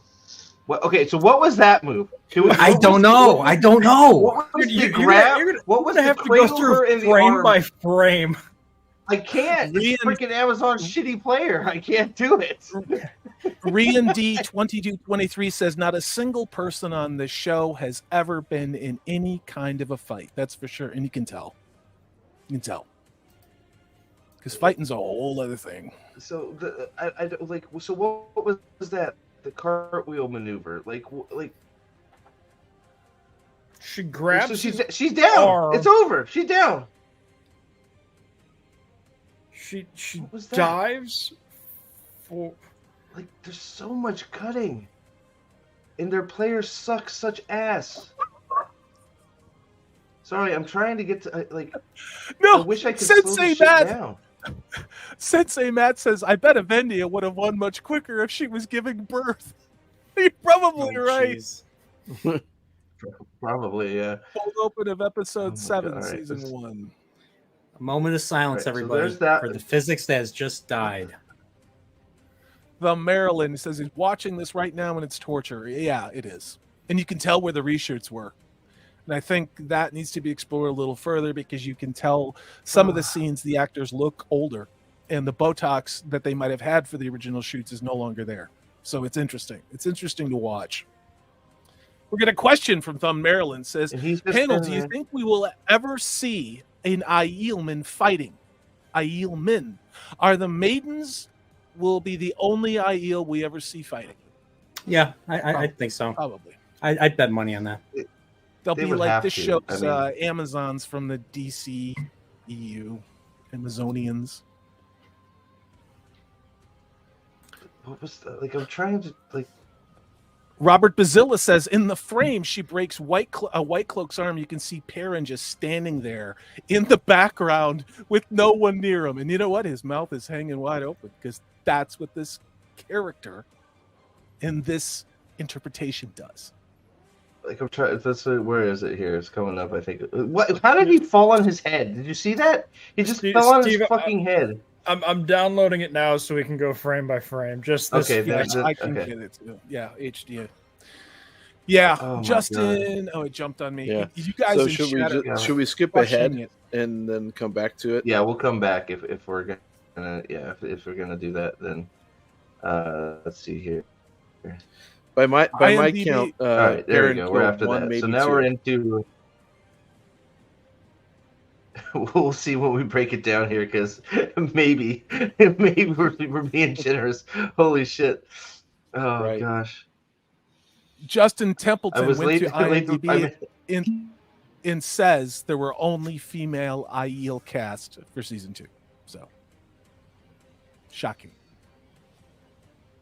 All right, so they're going back to the one place Lanfear will never look. Like, she would never think of looking in Carhian for Rand, right? Like, never. So Moraine has made the executive decision to go right back to her house with her family, where Lanfear would never think to look, right? What a big brain decision. Oh boy. Chris F. welcomes says, I was late to the party, so I missed everything on Lanfear getting a fucking horse to chase someone. Have they mentioned traveling? No, we covered that. You might want to do a little rewatch on that. And yeah. Yep. So, all right, moving on.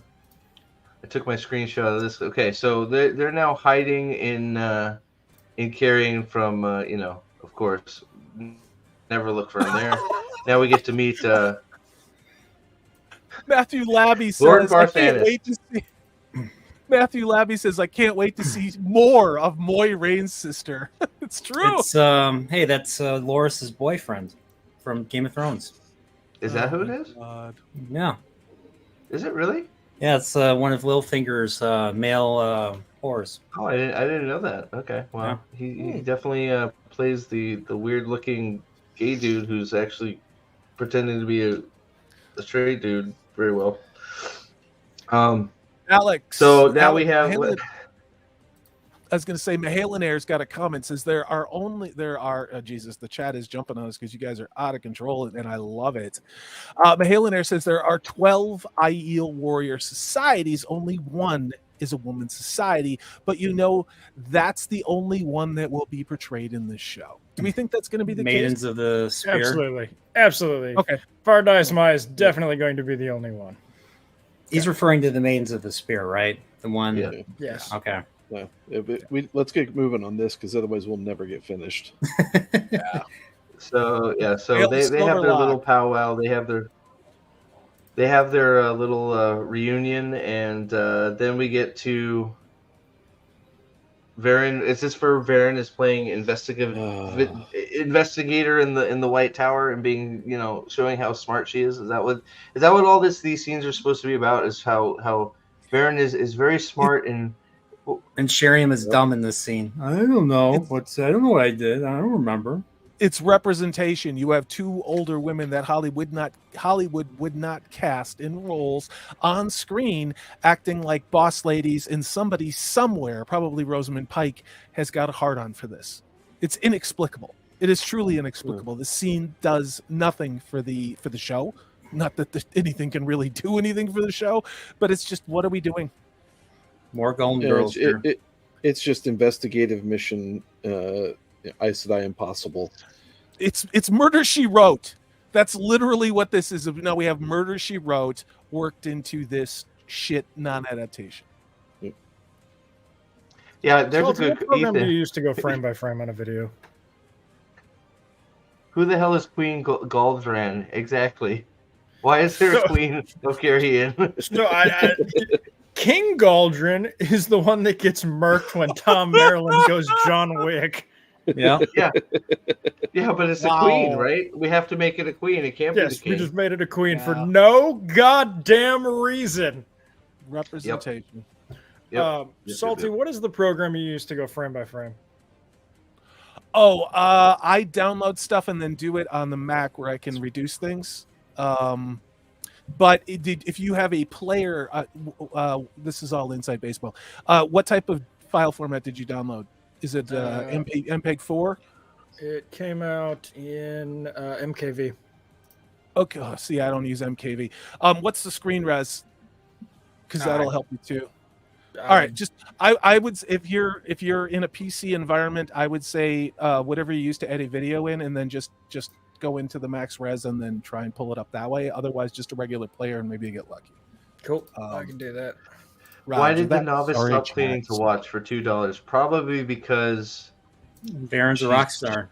She's a spy, or she's gonna show up somewhere and talk about spying or some bullshit, or probably just because she forgot that she was on camera and decided to listen to them talk. Yeah. Probably. And by the way, would be my guess. Yeah. Did the assistant novice there? did she leave the room with Varen and Shiriam before Yasuka came in? Or is she still in there when Yasuka sneaks in to take a look at I that wondered book? the same thing. It was like their own continuity is just hosed. That makes no goddamn sense. Let me see here. I'm working on it. We're here. All right. Okay, they're leaving. I wonder if keeping this crap on the screen helps. It might be. I don't even see her VLC there. player. Where? Salvis is saying VLC player. She's gone. Yep, I got it. I got it working. Roger that. I don't. She disappeared. She's gone. She just disappeared. Yep. Okay. She fucked off. El Kizzle Sadai says the novice was dismissed by Shiram. Okay. Boss lady. That makes sense. Oh. Okay. I didn't even notice that she was dismissed. Yeah, that at least makes sense. So now we're talking about how now we're definitely this is Harry Potter right here. We're now investigating Pause it and just take that shit off the screen, and I want everybody to look at this was Cho from Harry Potter. That's how much time has elapsed since the Harry Potter movies. Thanks. So now I feel super old. Yeah. So she's using I guess, and then she's got her little magnifying glass. Yeah. To see like that her eidetic memory. This scene is fucking terrible.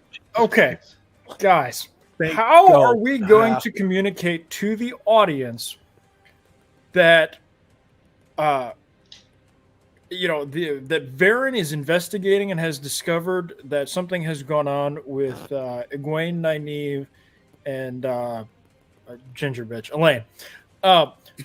Okay, so the plan is we are going to lure Shiriam out of her office. Then we're going to send in Cho Chang, who has an eidetic memory, to read through the novice book. And it's going to work because Shiriam stuttered when writing this one. Right. This is Harry Potter 4 again, where Mad Eye Moody's plan to get Harry to touch a fucking portkey is to guide him through a 3 deathly event tournaments rather than giving Homeboy detention and handing him a piece of chalk. That is the level of stupid that this plan is. Right. And the fact that she couldn't tear out the page. So she makes a copy of it in handwriting or something to bring to Varen here, or is she just showing her an example of what it would look like? She used her perfect eidetic memory to look at the page, memorize it exactly, walked away, got a pen, perfectly mimicked it, and then showed it to Varen. I can see it right now. So how come? Well, maybe she's Black Aja. Maybe she's got the tremor. Maybe normal writing. Chang's hand was cramping. Here it is. Here she is. She's writing normally, and then she now has to pretend she's writing with Parkinson's. Listen to this.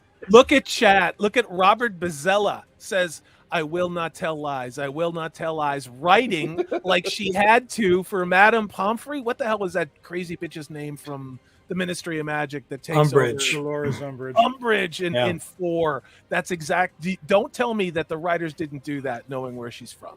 Don't tell me that wasn't an accident. That was an accident. Speaking of Dolores Umbridge, I don't remember if it was in my episode 3 or the yet unreleased episode 4 review, but Shiriam is referred to in that video as obese Dolores Umbridge. So that's that did. I had her as a 3rd grade teacher. She was my 3rd grade teacher. Seriously.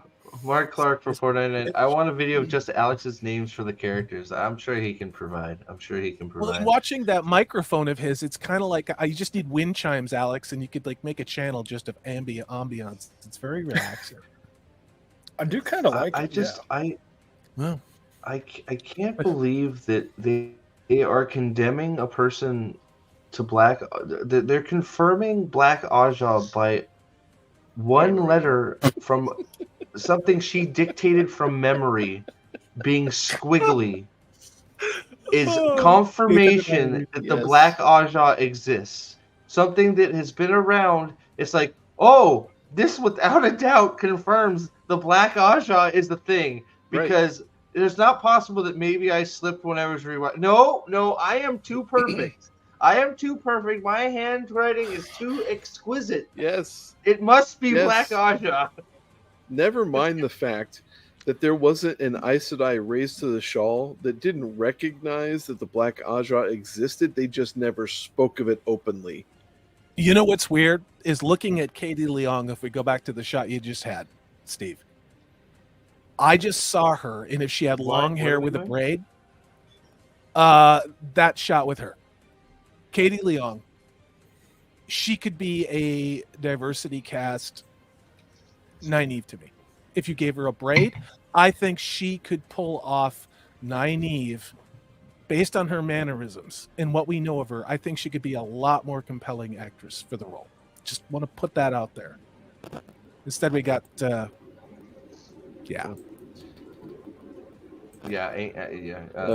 Oh wait, did I miss the opening of the Waygate? Yeah. Okay. What do you guys think of the opening of the Waygate here? It's great that someone has the you must be in the Black Aja to be able to use horses in the ways. Here it is. It's so Here's dumb. the opening of the Waygate. So there's not. There they are. There. That's okay, a I was gonna say, vagina. they didn't even have the. It looks like a birthing canal. It's a birthing canal. That's what it is. It's not the ways. So we have the 3 dead bitches on the horses again.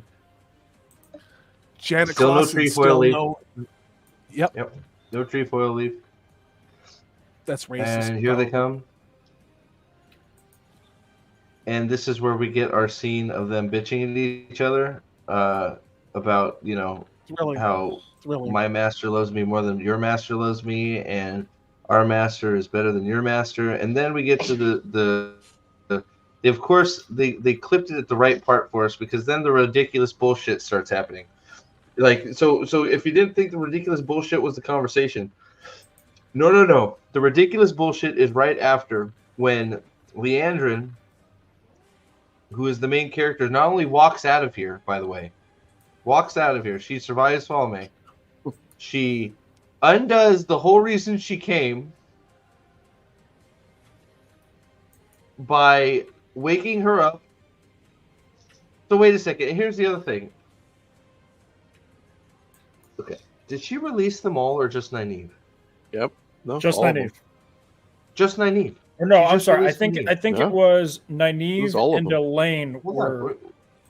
on. Let's, because I'm pretty sure she released Nynaeve only, and then something happens and Elaine either breaks out. No, she woke them all up. Okay, so Nynaeve Yeah. has a hangover, but Nynaeve is the only one whose bonds are cut.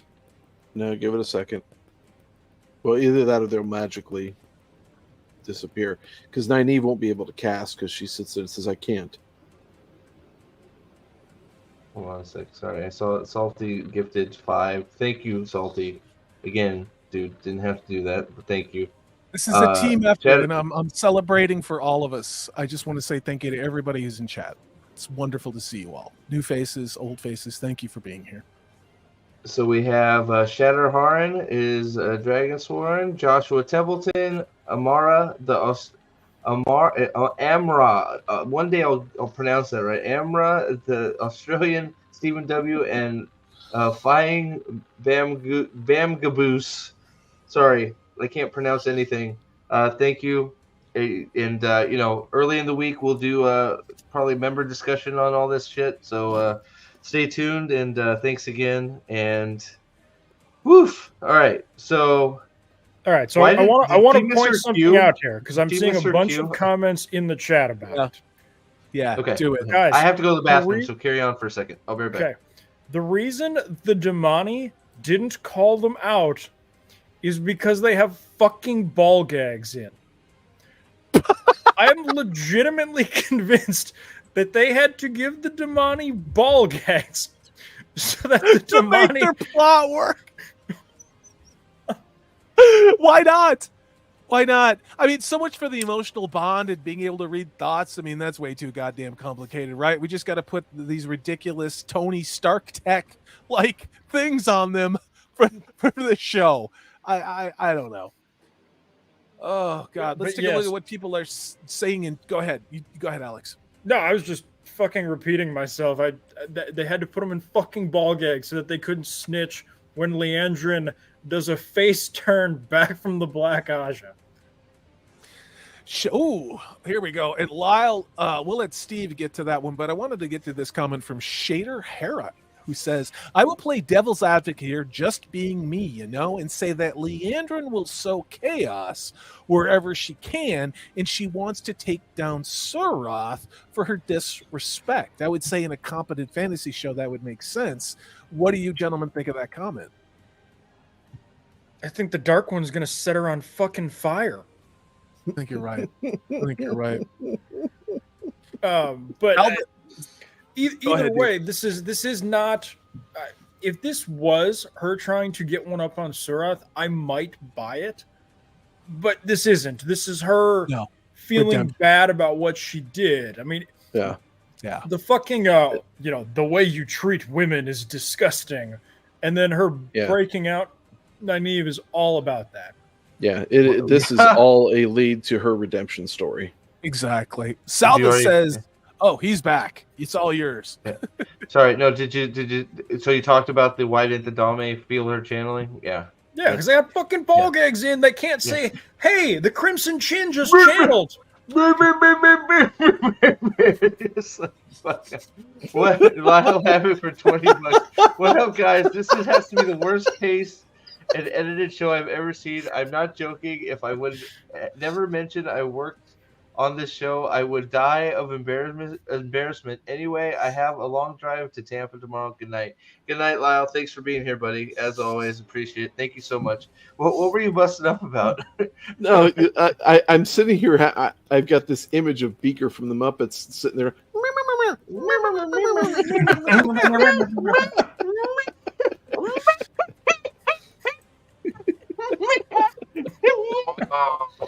It's like, what the fuck, man? This show Cheetah and Rena can sense channeling, though. Yeah, they should. Right, the Suldam should be able to sense it through the Dame. Or the Damane, sorry. Yep. Should? Can't? They were busy touching up their face paint. Yeah, they had to go in it for half blackface. They were looking for eye black to get underneath because the sun, right? Okay, sorry. You're not wrong. They were busy filing down the nails to smooth them out after the nail clipping from earlier in the episode. So she channels, nobody notices. She goes back into the vagina, and it closes up on her, as they do. Dramatic. Mashin Shin eats her. All hail Mashin Shin. Dude, I wish they would just let Mashin Shin out of the ways to give psychiatric advice to everybody. I mean, it's one of those. It's for everybody's mental health. It would be. Well, I guess it wouldn't do anything. I'm just trying to think, like, how many of the pieces of advice that Mashin Shin gave were actually good advice? Because I distinctly remember him saying, "Egwene will never love you" to Rand, and I'm just like, that is true. Rand would be a lot better if he internalized that advice that Egwene would never love him. The horses disappeared, or she killed them too. I guess they killed the horses. Or she left him in the ways to get eaten. I love that Rand's rebound girl. I love that Rand's rebound girl is a played-out cougar who owns a ghetto inn in the worst part of Carhean, and then the bitch ends up trying to kill him. I just love that beautiful love story that goes on there. Oh yes, all of the bitches try and kill Rand. Like everybody. I can't. There's no horse. Nope, no horses. The horses are gone. Horses are dead. Mashin Shin ate them. Well, you know why they had to get. So hold on. You know why they got rid of the horses, right? The Moiraine killed him? I don't know why. Well, they had to. So no. This is more bullshit editing. Bullshit. Oh, don't think about it, because if the horses were there, there's 3 girls that would have got up and jumped on the horses and got away. El Kizalas Sadai asks, I think one of the most poignant questions of the conversation tonight is this better than the Twilight movies, though? I'm going to say that No, I doubt it. as hard as it is to say the Twilight movies kicked the shit out of this monstrosity. I haven't seen it in a There's while. both are literally just women talking, but the Twilight movies had better wolves, so I'm gonna give them the Team edge. Jacob, and that was all shot. It was based on where I live, so I'm going to have a soft spot in my heart, no matter what a shitty story it is. Didn't the Sean Chan take the horses away the moment they got out? If I'm remembering this correctly, Did they? Maybe Could they they? I did. think so. Yeah, Could be. yeah. Sucks for Yeah, the Yeah, they engine did. trying You're to right. get back. Yeah, you're right. You're right. They took them. You're right. Look They at all did the take 'em. Twilight love in chat. I've inadvertently triggered, and that's okay. No one's going to shame you. It's just when you put this up against that stuff, which was objectively bad, it somehow makes Twilight look like Shakespeare. Yeah, Napoleon's right. Good catch, Napoleon. Yeah, they took the horses. Yep. Why but did they I leave her think- without one? She's got to walk back now. Because the Sean Chan demand, Because the Ways doesn't like horses again. The time They're gonna eat, has yeah. run out on the It's buff. okay. They're gonna eat The them. ways are tricky. Well, I do am find- blown away by that Twilight love. You guys, I started up with something I didn't mean to. Joe today, Yeah. Twilight respected the source. It's true. It's true. It Yeah. it loved You- the source material. And You this keep on show- saying this word love. I don't think it means it what means you what you think it means. Sometimes when we touch, Salty So and I- Rand have the same honesty's definition of love. too much. Is the irony lost on anybody else here? The fact that Leandrin is mustache twirling about Suroth dying soon, when Leandrin should be pretty much captured and And reserved to a Collared. life of torture right after this. She literally again. Look, I'm fine putting women in slavery and bringing them to the slave markets, but I draw the line at owning them as slaves. Like, bitch, are you for real? It is so fucking cringe. It's like, let me lecture you on how not to treat women after I've just given you these women to be slaves. Right? Tell me how that one works. Tell me. Calm the fuck down, Jeffrey Epstein. You're not a fucking feminist. Like, You're not empowering. Like what? You know? What? Wait, what? I love So that what did Elaine she is the do? only I'm one trying that to can figure- channel. It's kind of Like funny. I'm trying to Like, figure out she's what the like, fuck is going on. So now they're gonna slow walk instead of like binding them or anything in flows of anything. Do you see how long this is taking? By the way, I'm counting. That's I 5 remember. seconds. Now she does the I'm gonna sit up weave, whatever the hell that is. Okay. does a good job And pulling from all the sources shoots she needs. the ground for some reason. I'm not sure why she shot the ground. What did the ground do to Elaine? I don't know. They have but she- artillery. The one she shot power the is fuck like out of the hand ground. grenades. It's hand Well, that was grenades a- and it's artillery. You can lob it like you're on a battleship and you're just gonna But- do a trajectory of artillery. Yes. Did any of us think that was Elaine when we saw this? That was Elaine channeling. She shot the ground. Like, Yep. yes, she didn't What the shoot fuck? it at anybody. She shot it at the ground to make a smoke screen. she's been. And You know then- what? Wait a second. Wait. Hold on. This tracks. Okay, hold on. Bear with me. We do have a scene where Alana takes out a whole army by shooting the ground of leaves. So That is- we all know what Alana's been teaching the Aes Sedai to shoot the ground, right? Okay, But I got that it. army Right. was like 6 dudes running down a hill. Yeah, I remember but counting the those ground. guys. I mean, she made a giant hole and She they did. fell. And She did. Twisted their ankles. Yeah. Yanan for $5. If they had just followed how the books played this out, it would have all worked. But because of the contrived knocking out, it can't play out. It can't play. It can or can't Amazon. play out the same. Yeah, it can't. Wanted this. Amazon wanted this. The executive Mike Weber, I did a video on it, says that it wasn't until Rafe Judkins murdered this and turned it into an ensemble piece based upon Rosamund Pike that the story finally came alive for Amazon. And this is what Amazon wanted. Now, Rafe is responsible, but also the executives behind this, and I would include Jennifer Sulky in this as well. And all credit goes to Disparu for that one. There Yes, goes the so- mortar shells. So ahead. Elaine doesn't use her hands.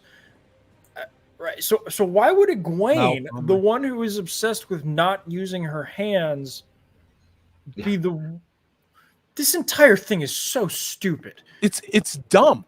It's all just dumb. And the way this scene plays out, like Egwene it just suddenly she falls down. I mean, the other thing, and I think it was Chris Saunders in chat who said, why didn't they just collar them while they were unconscious? That's a really good goddamn question, isn't it? Why didn't they tie him up? I mean, the Dame are walking towards him, like, channel, do something. It's the Wrap same thing. Them up in air. Yeah. It's the same thing as the Abby end of fight scene. We have to pause so they can do their bullshit. So we're gonna slow walk towards them so they can do their bullshit. And then oopsie doopsie doo, it's too late. They're now moving. I want Jonah Dav, Lord Ingtar of House Shinwa not going through the portal stones of IF. And seeing all of his possible lives gives weight to his last stand. This will be another thing Rafe steals from us fans. Yeah, who knows if he? Yeah, I mean there will be no last stands. He's just gonna die somehow. That's all there is all to of those it. Beautiful moments, which are poignant and lead to her heroism, and sacrifice, and motivation, gone because these writers don't know what those words are. They don't. So then we get the hold on. Let's get to we get the Elaine not using her hands to blow up the ground.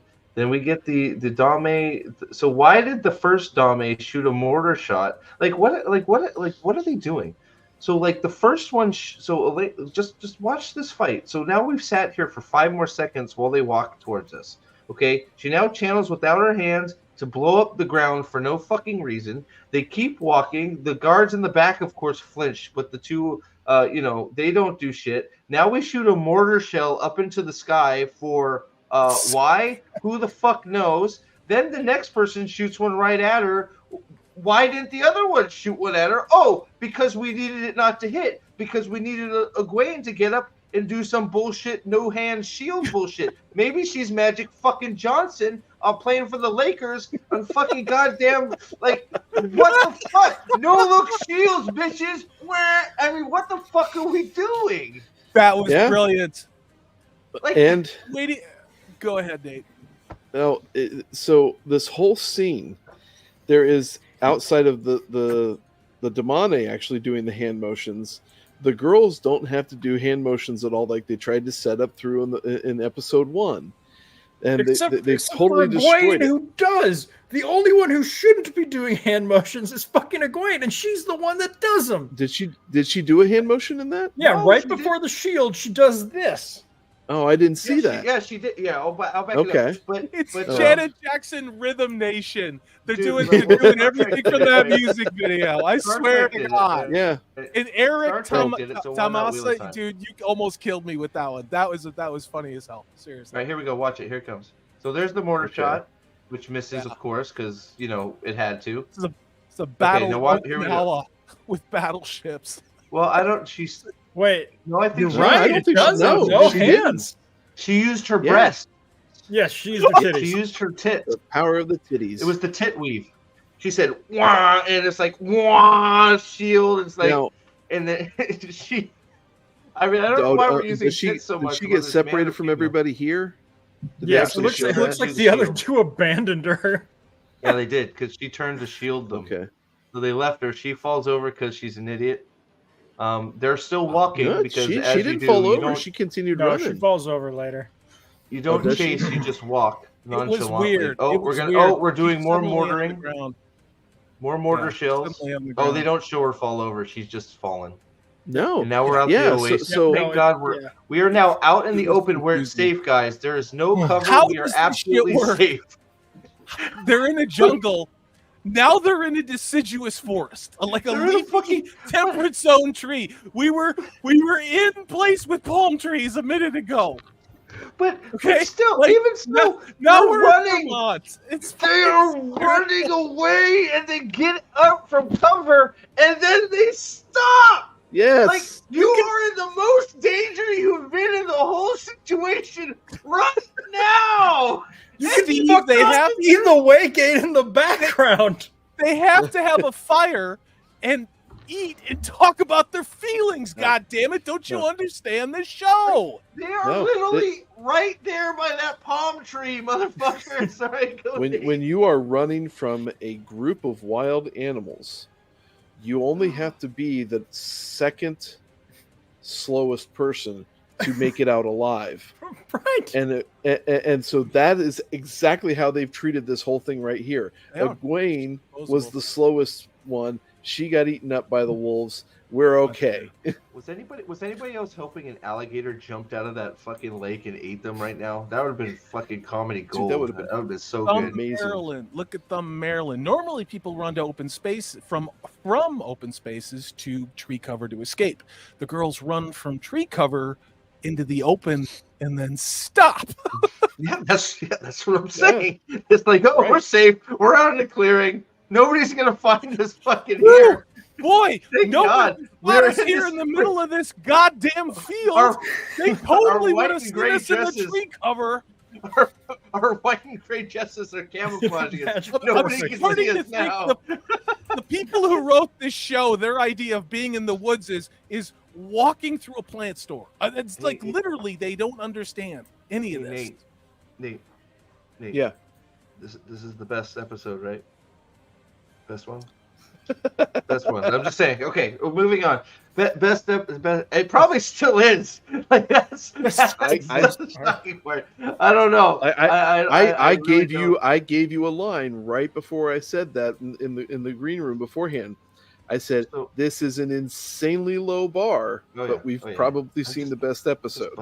I'm just busting your balls. Now, I do like the form of butterfly weave here. So we're doing the flapping. So because they're doing the air, they're binding them with air, so they have to do the butterfly. You look like that shaggy Euro trash from the Big Lebowski. You look like the Big Lebowski landlord guy doing his ballet in a living room. That's either the floppy fish or the waving butterfly weave to get them. So thank God for that. Bladder weave. That's the overactive bladder weave. And this is the best acting. Oh wait, I gotta screen cap this. Hold on a sec. Let's get the shouting out of there because nobody wants to hear you talk. You shut your fucking mouth, bitch. All right, here we go. Boom. Okay, that's a. Oh, sorry. Did I say that out loud? Damn, my bad. You don't even drink. That's all right. Beautiful thing when you get in the zone, Steve. I just want to admire that. Let's put that in your ass next time, bitch. All right, sorry. Wow. Keep squirming. Wow. Oh wait. Damn it. No, that was a good one. We got to get back there. I bet you she was coming. She was cooming. Dude, look how sad she is. She's like, Gwen, take me with you when you break out. Please take me with you. No, that's not. She's gonna take her with me. Watch, look. No. I swear to God, Egwene's gonna free her with her. Like they're gonna leave together. I'll take that bet. I'll take that bet. After they cuddle and there might be some penetration. Yeah, exactly. Yeah, they're gonna fuck while they're in the bars. Yeah. I would be with you guys, but she's very white to be rescued. But she's so sad. Yeah, she'll have to sacrifice herself for the BIPOC female lead. I think could be that too. Yeah, it could be that. Let me get to the squirming screen. Oh, thank God they could be so stupid. They could be so like. Could they be any less safe where they stopped? I don't even think maybe they should light a fire. Place. Maybe they should light a fire and like get in a blaze orange blanket and wave it like this. You know what my favorite part of the episode is? Because I have a lot. My favorite part is when the warder hip checks them both into the wall. That was great. Yes, like it was hockey. Like this guy, they're playing hockey and he hips checked. Just fuck this show. Dude, they have so many concussions by now. Their fucking brains are fucking glue. That would explain a lot of the decision making. John, we did see that, but I think it bears worth repeating. Did anyone see that idiotic woman producer? What they said about the dame in their ball gags? It's all bullshit. It's all virtue signaling. But yeah. There it is. Okay, there's my thumbnail. Oh man, we got some golden thumbnails here. That is all the fingers right there. Oh yeah. Yeah. There's Trips self-inserting right there. All she's got to do is breathe, and it'll slip right in. Oh, sorry. Wow, Nathan, you are toxic tonight. Holy shit. That's another good one. It's a little blurry, but we can fix it later. There it is. She's doing the worm right now, guys. She's practicing her dance moves. All right. Sorry, moving on. She's doing the worm. The only thing that would be a little bit. Oh, that. I'm gonna have to get that one again. There's like 8 good things. Okay, so Perrin is now with his puppy doggy. So Hopper is now hanging out with Perrin and Avienda? Yeah, don't ask questions. Just consume the show. I mean, well, he did so do goddamn Avienda, so they're literally Hopper is now married to Avienda. Sean Thomas, there is no way they actually said this. Yeah. Are you serious that's why they have ball gags? That is what the producers said. I love this. I don't. Some of us were in the workforce in the 90s. Okay.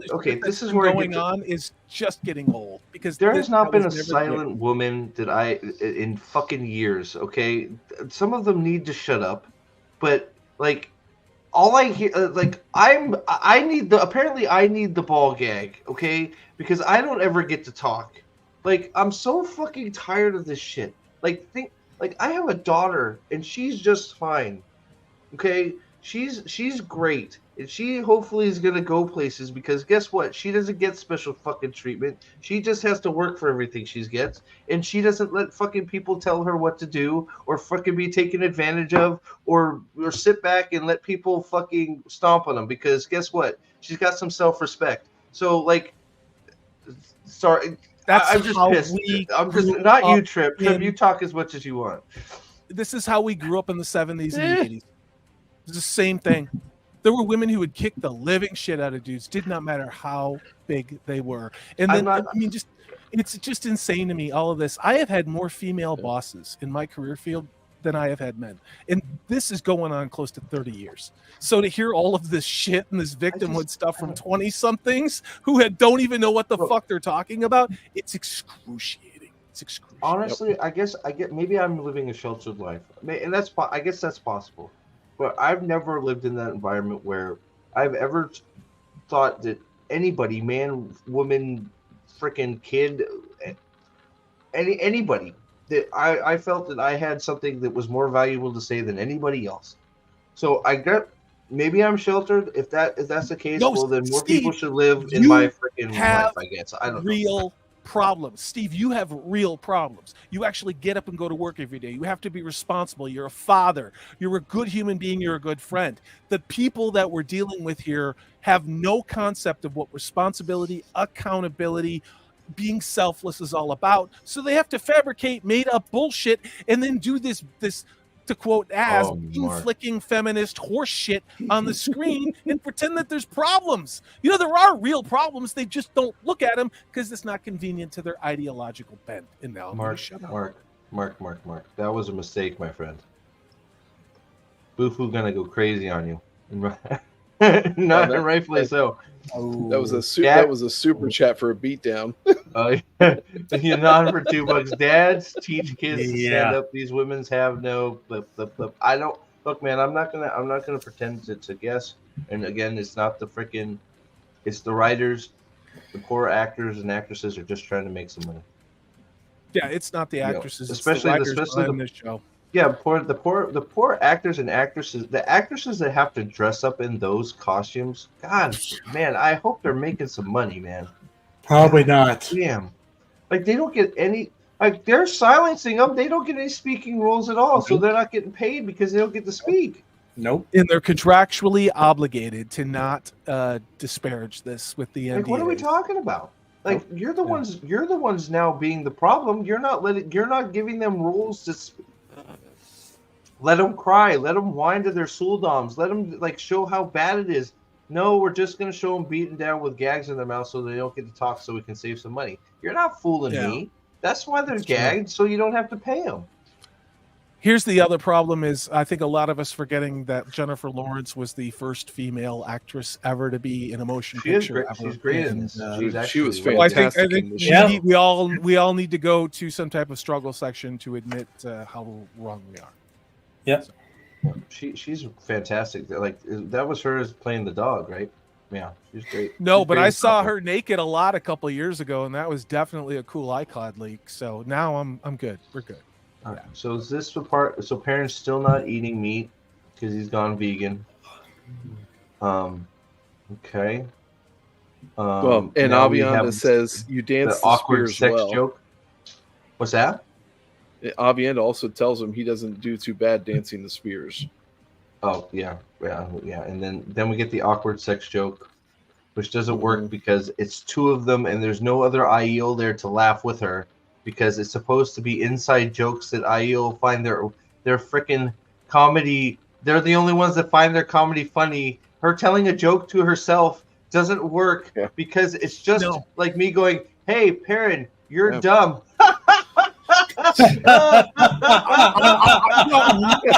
Oh fuck, man! Literally, I took it as she was going to blow him if he said yes. That's how I took that scene. Like, hey, I'll blow you. That's the vibe I got from this. I could see. So I could see, but I think what they were going for was Aiel have an awkward sense of humor. Oh, I know it's that. very different. But I'm agreeing with. We're saying this. I'm agreeing with you. Yeah. It came off very cringe. How on earth would we think this is Aiel humor? We've had 90 awkward sex jokes that made no sense and made anybody laugh this season. It's I was fucking ready weird. for them to pounce, man. Like with Hopper, like in there. Woof. Like he's up in the snatch and Perrin's getting in the booty hole, right? I Also, mean, if that is the case where she's offering him, pass. I did that. Pass. Chat, you're killing me. I just want to say that. Chat, you guys are awesome. He's like, I still want my wife and Egwene to do it in front of me while I watch because I'm getting that. You guys ever watch Heathers with the I love my dead gay son. I love my dead gay son, and ends up getting that. I love my dead wife. I love my dead zombie wife. That's what parents. Yeah, that's his whole arc. You know, I'm Colossal for $2. They are referring the man who sucked Allison's toast. Oh god. And House of the Dragon. Loris. Oh yeah, that creepy guy. Yeah. Oh man, that was my favorite character. So here's the other thing that we get in this scene. We get two very distinct worldly references for Randland in this scene with Ito and the Kar Al-Karn. And just like Taviran and a couple other things that are escaping my stream brain at the moment, they're not fucking explained as usual. It's so just Kara Karn was explained. She did say Kara Karn, the chief of chiefs. Sort of. Chief of chiefs, but we know that. The word. Toe was just like, let's stop. Like, look, they just turned her into Chewbacca. Okay. They turned her into Chewbacca. Okay. Anybody that doesn't know the books is gonna listen. It's like, oh, like Chewbacca, life debt, right? That's all. It's like that. That's so she's Chewbacca. Like she has the fur on her head just like him. Sorry. Yeah, but they'll reference it again probably, and none of it will get so we're gonna move on. And it's just annoying. She'll say toe 8 times next time she's on screen, probably. Yeah. Are you laughing at me? At this point, people would confuse Perrin with an Aiel, not Ren. You're not wrong. You're not fucking wrong. That's two Aiel sitting there eating a dog. That's everything. Right. That is everything. This is the part where Nynaeve is just a grouchy biatch instead of actually like okay. Okay, we're just gonna see when they get tackled because like they're walking around and literally with rugs around them. Elaine says, "Hey, we should get some more clothes on," and she's like, or different clothes on. She's like, "Why? Because you live in the royal palace of Andor. I'm not listening to you, bitch. Right. I'm gonna wear this rug." It's like, what? Like, are you stupid? Is that so? It was your idea too to stop in the clearing, then, wasn't it? You idiot. Why does a warder assert them, Jaina Klassen? I don't know, because the story needs them to. No. They deserve to it. be fair. Okay, well, that's to be fair. they actually okay. To be fair, I don't know why he assaulted them. At least they explained why he was looking for them. Now, do I buy it completely? What? But at least it said that there's wanted posters everywhere looking for them, and they're Aes Sedai. They're in it. It's a tiny thing, but it's in there. I'm not saying it makes any sense. Are you telling me that they went from the Waygate to Falma? Yeah. And at the same time, fucking Surath got an artist to draw them 1,000 times so they could hang fucking posters all over.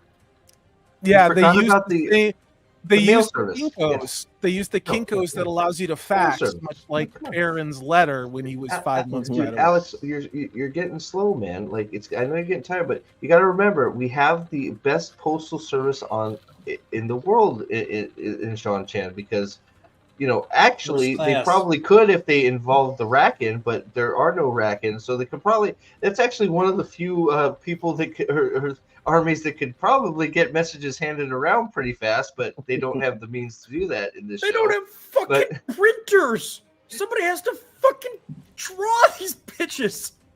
True. They have how is that a roadblock? If Joe can do show, it, they Alex? of course have their own super. They have their own just channel.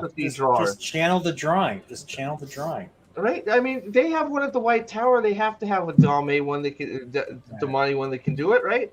She just memorized their faces and peed on a piece of paper, and it showed up. Yeah. Right? Yeah, exactly. It's a fantasy. Not quite yet, Max. Not quite. There's been a few times where I almost broke my monitor. I actually think I broke the leg on one of it. I slammed it down. So I think it's okay. Yeah, but let's keep walking around in our rugs. I'm just saying. Now that doesn't mean he should have goddamn linebacker tackled them into a wall here, but printing presses. Yeah, there you go. Alex, I'm not saying you're wrong. I'm just saying they said there's wanted posters. That's all I'm saying. There's magic. The Old West. It's the Old West. Dude, creepy guys following him. Oh my god. Here it comes. The linebacker's going to tackle him right now. Oh, this is where she gets pissed for Elaine's good suggestion. Yes. Oh my god, can you hit them into the wall already? For fuck's sake. How long does this take? What's that? I just want to see a black man assault a white woman. God damn it, hurry up. Nope. I'm channeling Gavin Newsom over here. It's true. Hangry Sasquatch says, I thought a dude smashed her skull into the wall the first time. That's what I thought, too. Well, it's just Alexandra Nurendune, Terry Tate, office linebacker. Yes. Absolutely incredible reference. That is fantastic. I think that's my comment of the night so far. Here we go. Come on, hit him. Are you stupid or something? Oh, I'm glad we got the shot of that passed out person. Did you see that? That was let me introduce you to Ray Rice. Oh, I got that reference. All right, here it comes. Ike Turner. We're just listening. Let's go, bitch. Got to do with it. Yeah. Wait a minute. Did you see? Did you see that? Wait. Did you see that skull bounce off that motherfucking brick wall? I mean, it was like that bitch should be dead. If nothing else, they're going to be drilling holes in her skull to get rid of the cranial pressure from the amount of trauma. Her skull bounced off that wall like it was Jordan. She's twice. She just got launched into a wall before going through the waves. Yeah, last her brain is episode. much. Dude. Yeah. Look, I know she wasn't wearing a burqa, but you can't just beat women who aren't don't have their head covered. Wait, okay, we're gonna watch it again. Here we go. All right, I love this show tonight. No fucks are given. You're welcome, chat. I mean, it's like he just plows him into the wall, dude. It's just like I know it's like we're in Kabul and there's a domestic squabble going on here. It's crazy. All right, go ahead, Corey. Go ahead, man. I just got you. I saw. Yeah, you're good, man. Are you gonna? I'll bail after this. I just because that shocked me. Go ahead. Okay. Yeah, I mean, like he's standing over top of him, like, Yeah, bitch. Yeah, like, just fucking Like he's sacking fucking the Undertaker. He's like, did I just kill these white bitches? That's what he looked like. I mean, this is like the subway in New York City. I read about this shit in the New York Post all the time. I mean, he Holy murdered him. shit. Okay. Okay. Did anybody else find this? Do you want to? Did anybody else find this scene incredibly freaking awkward? Like, incredibly. Yeah. It's like the worst. It's like Oh like my and like God. Leander, like is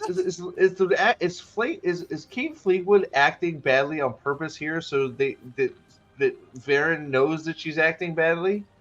Like it's like she like the acting stopped for. It's like, ooh, they left for Caitlin. It's like, what the fuck are you doing? Dude, it Like, is so terrible. This is like a coffee commercial from the 70s. It's like, it's Folgers. I'm an Aes Sedai. I have Folgers. She suddenly starts acting like that. And on it's that so note, gentlemen, weird. I'm going to go. Like, are you I coming? love They you could all. be dead. Yeah, man. Bravo tonight. Everybody, cheers in chat. Please subscribe to all these beautiful, wonderful, not politically correct gentlemen who were on the panel. Thanks everybody who was here tonight. Thank you for your super chats. Thank you for your comments. I'm Salty Traveling C. You have a good one. Adios, gentlemen. See you later, buddy. See you, Good night. Salty. Don't. Yes, that is a warder to yellow Aja. Yes, that is a warder who just Yes. freaking tackled two young Yes. novices to the wall. Yeah. Because their own good, everybody yeah. is fucking evil. For their own good, he gave them concussions for their own damn Right. good. You stay the fuck down there, damn it. I will say, to be honest, though, he probably did that because trying to get them back to where he lives with his yellow Aes Sedai would have been fucking impossible because there's no way to keep their gobs shut. Right, Nynaeve would have nagged him the entire way. Right. You're probably right, but the fact that he just killed them is gonna be hard to get him back there too. Yeah. Standing True. work. Well, it's a good thing she's a yellow Aes Sedai because that's Yeah, I guess that's true. Hey, dodged a bullet. Bucko, the warder. What's that guy's name? Hey, Bucky. What's the guy's name? I need his name. All right, let's go. What's his name? I was gonna call him Terry Asshole. I swear to Terry God, Tate. I'm gonna cut that. I'm gonna cut that Terry Tate scene out and plug that in my review. So whoever said Well- that in chat, thank you. This is uncredited man. Why don't they credit the black man, guys? Are they Mm. serious? He'll be in when we meet Rima. Rima. Oh, sorry. My bad. They seriously uncredited him? On the X-ray Yeah. content, yeah. Oh not my there. gosh. He's in another fucking scene. You can't.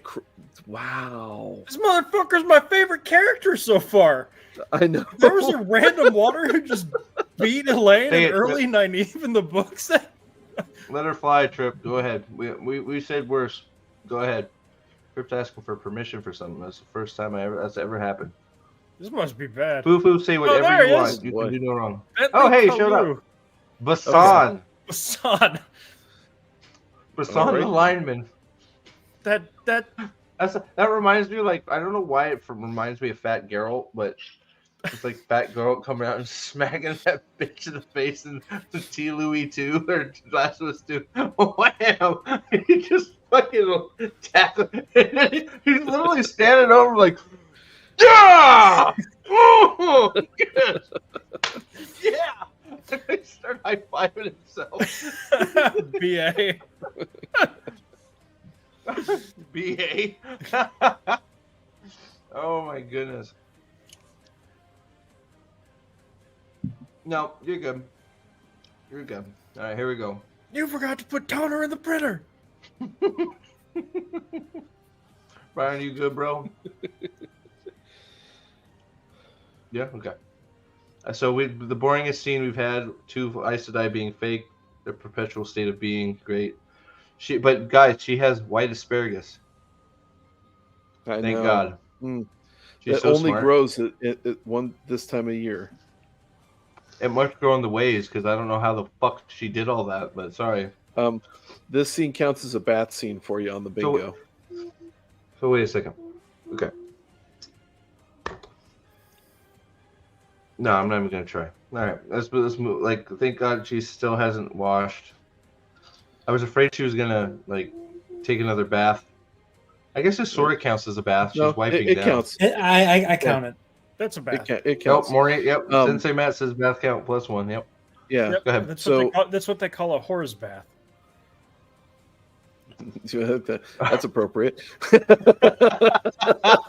It took me a minute there. It took me a minute. I was like, wait, did I just hear what I heard? Yes, I did hear whore. Okay, I repeated it. Go ahead. But what I think you were going to say is she's just getting in to clean herself now from a scene from how far back in the episode earlier, and we've had how many days presented in the show so far between these two scenes. So how are we chronologically editing this show together?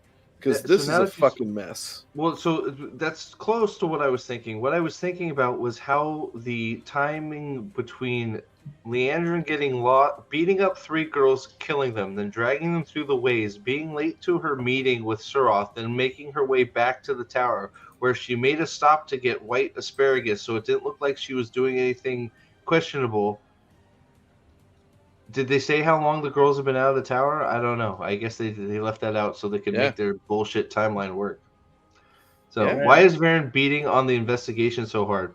Because she's smart, guys.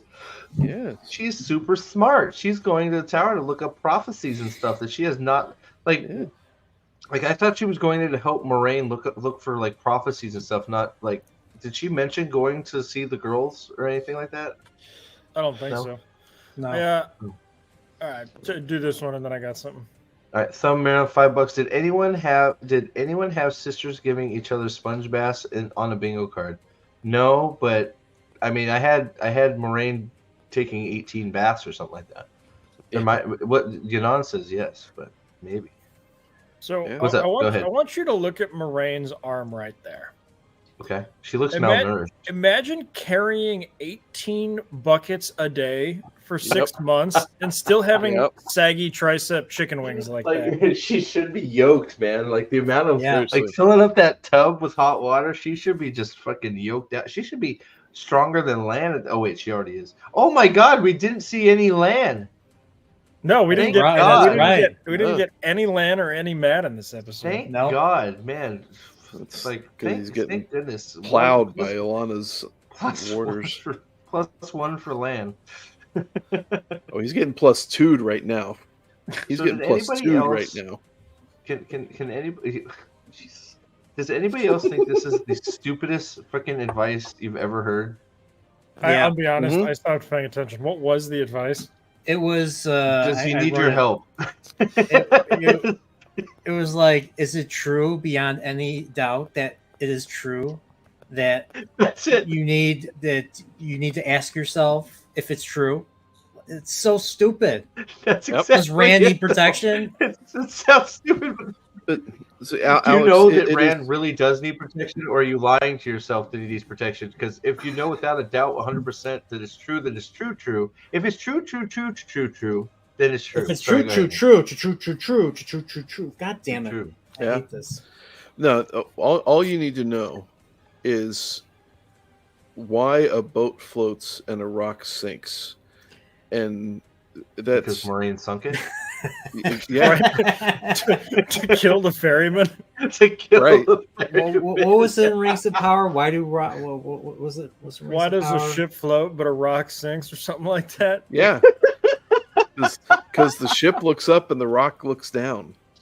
You know. Because Thomas the Tank Engine is dead. Okay, sorry, my bad. And Okay. submarines. Oh wait, don't we're getting float to when my they other swing favorite doors. scene. Here's my favorite scene. I'm gonna try and nail it. Oh Can I nail it here? fuck! Can I nail Hey, it? this is Picard. Yeah, This is nail it. Picard and Can I Q nail the right here. Eskimo Brothers? All right, here we go. Yeah, Eskimo I Brothers. will Here we admit go. here I about threw my laptop. Dude, I saw So- that ring and I was like, what the fuck are you doing, Ishii? It is Ishii. Yeah. Yeah. Yeah. He's got his fucking gold rubber band ring on. Like, you know that Lanfear has one of those too, right? Those are now Forsaken rings. Oh, you gotta be kidding me! She Are has you one. serious? Yeah, just watch. We'll just watch. Forsaken And why also? So he knows it's Lanfear. Why? This is just as bad that it's Lanfear that he's fucking cooming all over. this is like that thing in Scrubs they do, the gay chicken. Like What? I don't think I want to I've know. never seen Scrubs. I don't think I want to know. It's yeah, I was losing. Scrubs I is was good. losing my mind. Right about here, I lost it. Yeah. Why did they choose to do the overhead shot? This shows that fucking Ishii has the largest nose ever put on a human being. This is right about where I lost it. Yeah, right here Yeah. was it. Yeah. We'll take a screenshot of that. Yeah. So the reveal here, for this is what Is I've that been an Eskimo saying. kiss? Yeah. Oh God. But the reveal of her as of this as Lanfear goes to show you that what I called 3 weeks ago or whatever with the vision with that Min had of Matt stabbing Rand. Matt's gonna stab Lanfear. In the world of dreams, disguised as Rand. God, that would be electric. Did you notice? You guys notice all that that eye makeup right there? Is this fucking Scream or something? So that is the most beautiful woman on the planet, right there. Just saying, Dude. Just She saying, looks I'm not saying evil. she's not She a- looks I'm not saying- evil with that all I'm not that eye saying she's makeup. I'm not saying she's not pretty in her own right, but that is not the. Like I'm That's not expecting the- her to put on a ghost face right now and just start murdering people. So now they're joking and cuddling in Tar. Ishmael called it Tar, by the way. I heard some names I Yes, probably yes. shouldn't have heard yet in this scene. Grendel, Muggedian. And the Oh, those are boys. just first Okay, names. what are the boys, by the way? It's So an she said Amazon. It's an Grendel, Amazon Muggedian, show. And the boys. So that's exactly what Ryan said. She said, Ryan's like, Highlander, Homelander cameo. All right. It's about to get interesting. I'm assuming the boys are talking about the other male. But she refers to Forsaken? them as the boys. They are not the boys. They are just as old as her and just as strong, if not stronger, in their own freaking respects. Yeah.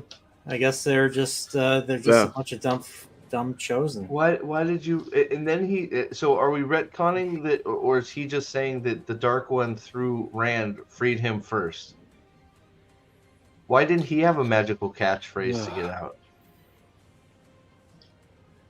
It's a good question. Why did he let her out first? Is it because you had her poem? It's because what did he say? Why don't you? Because he knows what she wants. Because he knows what she wants.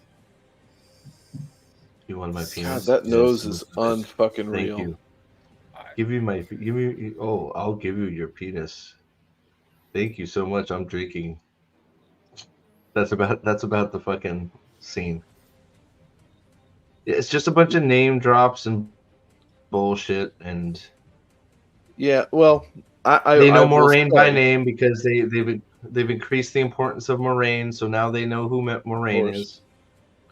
Sorry, go I ahead, will Nate. say that this scene here does something the show has not done, period, in 1.5 seasons, and that is actually give a defined goal by the antagonists of the show.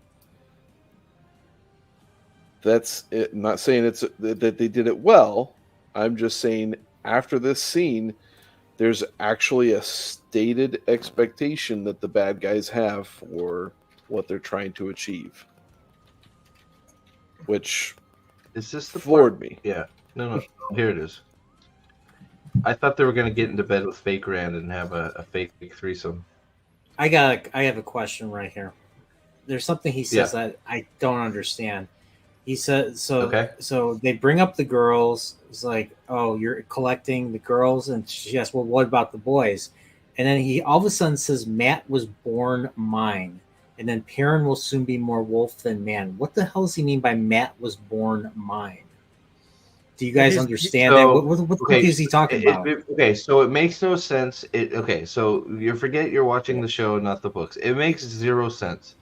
But Correct. so there was a theory. I forgot who brought it up. Who said, was it Thumb? Thumb. I think Thumb was the one that carried it over from the Red Hand Discord. The theory that came from that line of the show is that Matt is actually Ishmael's son. No fucking way. It's stupid enough to be true. So Ishii, yeah, go ahead. Here's the whole theory wrapped up, right? So Ishii got himself free before the Dark One freed him, that allowed Rand to free him, but did so 20 years ago so that he could get Matt's mom drunk off her ass and peg her so that she was pregnant with Matt. And then that's why she's a drunk all the time, because she's still trying to suppress the fact that she had sex with Ishii. So does that make the mom a dark friend? So my part of my theory is correct. I mean, you have a bunch of female dark friends. Why not fuck them? No, right, because once you go dark, you never go back. Yeah, that's true. No, I don't know. Shadow. Damn it. Yeah. Excuse me. Sorry.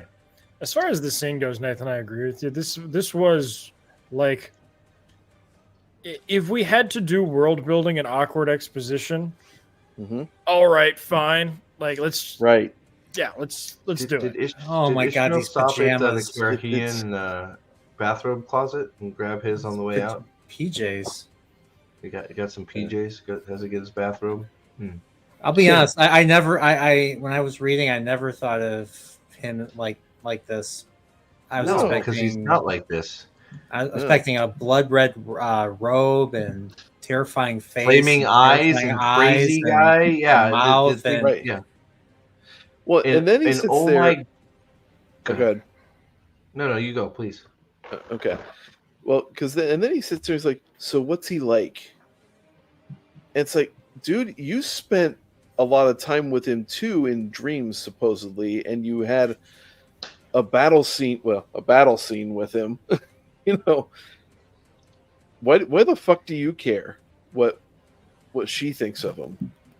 They seem to have entirely forgotten, and they did this with the fucking Perrin scene in the last time. She spent a fucking year screwing with these kids. He spent fucking every waking moment in their dreams. How does this guy not know what they're like? Oh. And somehow,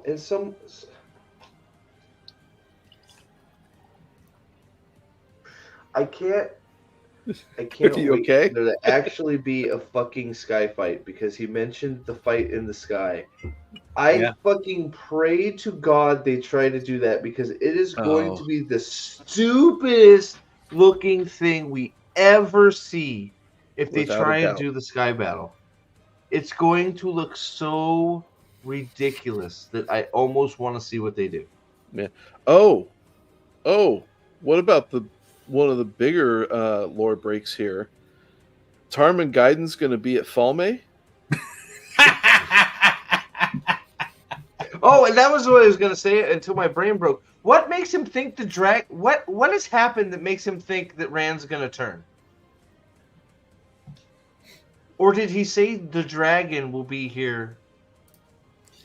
I think they said the dragon will join us. In his defense, the only reason that Rand didn't join him last time was that he had an immense, tremendous internalized respect for Egwene's career goals. That's true. His dedication to the light can't be that strong if that was his motivation to stick around. Also, I'm sorry. I am yelling constantly, and I'm trying to bring it down, but my blood pressure is up a little. It's hard. Dude, Chris, I'm sorry. There will be no tear. Nope. He's going to be in Carrion until the last episode. Then he's going to teleport to freaking Falme to fight Turok and then have a sky battle or something. Who knows? I mean, oh boy. So then we get the the awkward scene of Turok with Ishmael. Oh, they're still standing here, by the way. Did they forget to edit them out of a shot? They're still standing there. I don't understand. How are they still standing there? Oh. Okay, and then we get. Oh, Jesus. They're still. Then we get the linebacker. And this is our new. Is this Reamer? Are we calling her Terry Reamer? Oh, Terry Tate's bitch. Who Alex brilliantly pointed out gets more lines than Matt in this episode.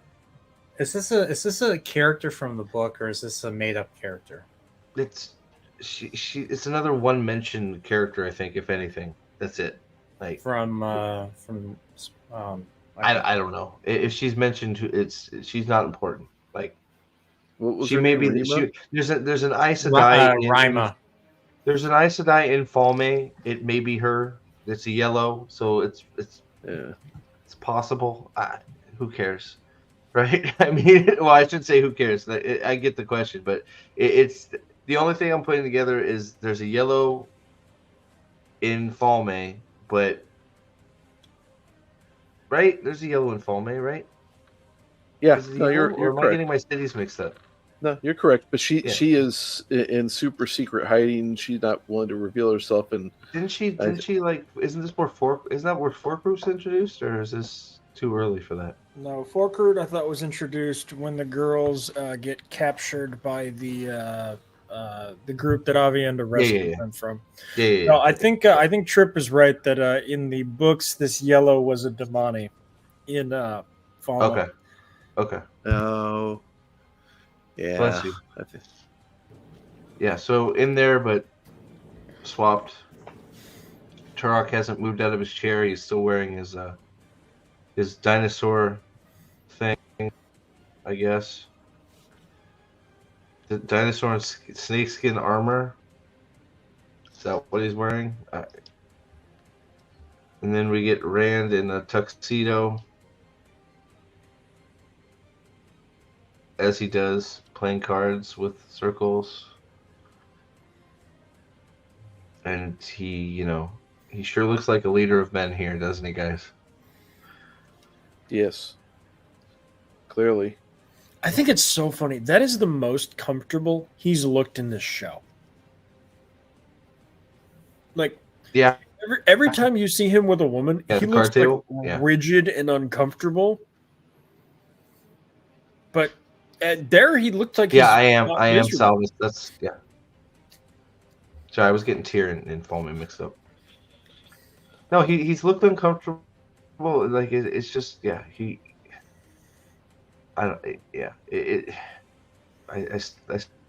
poor guy. How is this Rand al'Thor? And then they come up with their contrived plan to go into Tar, where Moraine herself has said that the legends say that she has a mastery over it, and they're going to trick Lanfear into thinking that he's not just tried to kill them and run away from her, that he's in love with her, and they're going to trick her. I also love that Lanfear wasn't a dark friend until Luz Theron broke her heart. There it is. Yeah. There it is. Yep. Yeah. So that was the big takeaway for that was it was not because she was greedy. You missed it? Yeah.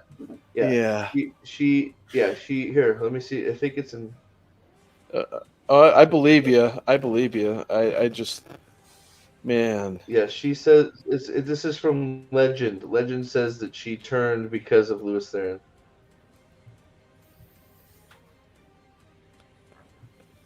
You want me to pretend I'm in love with the bacon? Let's see if I can find it real quick. This is going to just be fucking wild. I forgot. We forgot about Iron Man. I forgot the gift of Egwene. I forgot about Iron Man. I skipped it. Oh my god.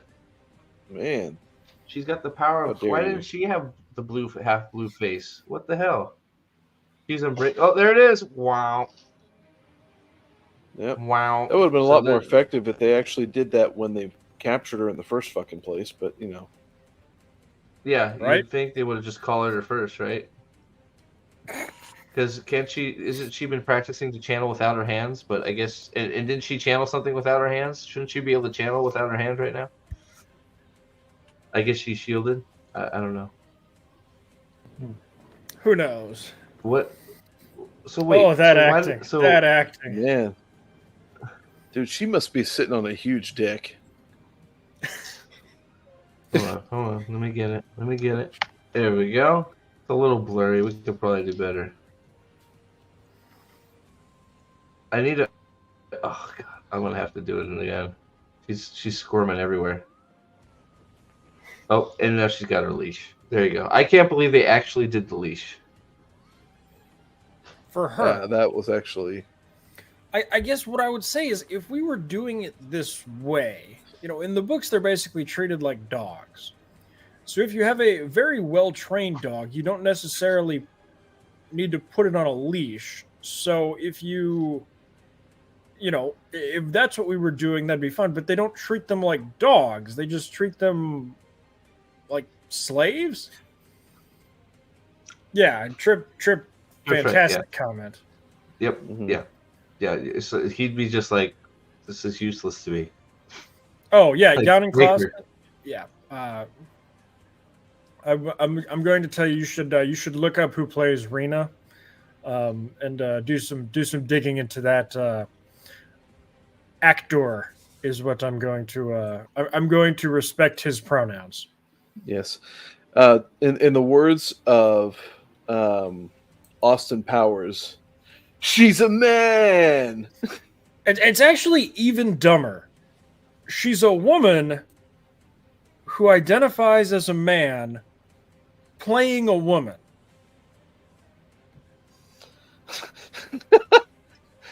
Okay, so yeah, we can go back here a minute. Let me see if I can find this line for Nathan. I'll go back to that in a second. It's not like the other. Nathan, it's one of those. It's just not the same. It's one of those things that every once in a while this show does something that's accidentally based, and I think that was one of those instances. She loved the dragon. She loved the dragon. Not. Okay, yeah, I see what you're saying. She loved the dragon. Louis Theron is the dragon. Yes. Not the Dragon Reborn show. Louis Theron is the dragon. I'm still waiting for the reveal of the original female dragon. It's going to be lit as fuck. And that he loved her before he met his wife. Calling Louis Theron the Dragon Reborn. Tell me you haven't read the books without saying you haven't read the books. Only after he broke her heart did she become a dark friend. There it is, Nate. There's a joke here about women and accountability, but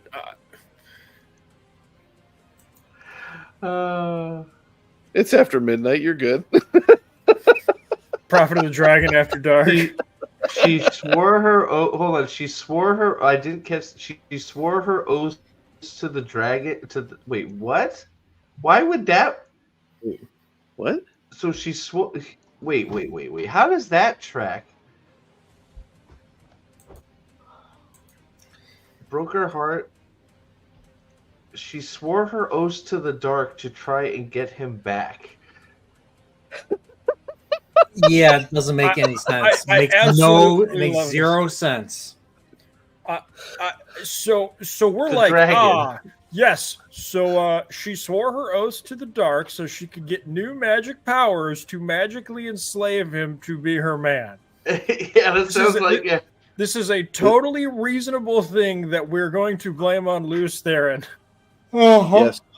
Well, and it falls right in line with Leandrin's statement earlier about making a pact with the dark because she has hope. Yeah, exactly. Yeah. Oh my god. You know. He's in the trunk. He's in the trunk. Wait, he's the trunk in Love You? What? All right, here we go. What do you want? You want to see the? Oh wait, we don't need to see that anymore. Come on. Where is it? God, I wish their player wasn't so shit. Samurai doesn't does. exist. Like their show, it's consistent. My Suldam say that she is more powerful than Louis Theron Telemann. Oh, sorry. I wish they would say shadow too. I really think it would help a lot of their just dark is just like say the shadow just once. Why can't they say shadow? I don't understand. All right, so she puts the collar on, which is more like a okay, whatever that okay. Because that's how I pictured it.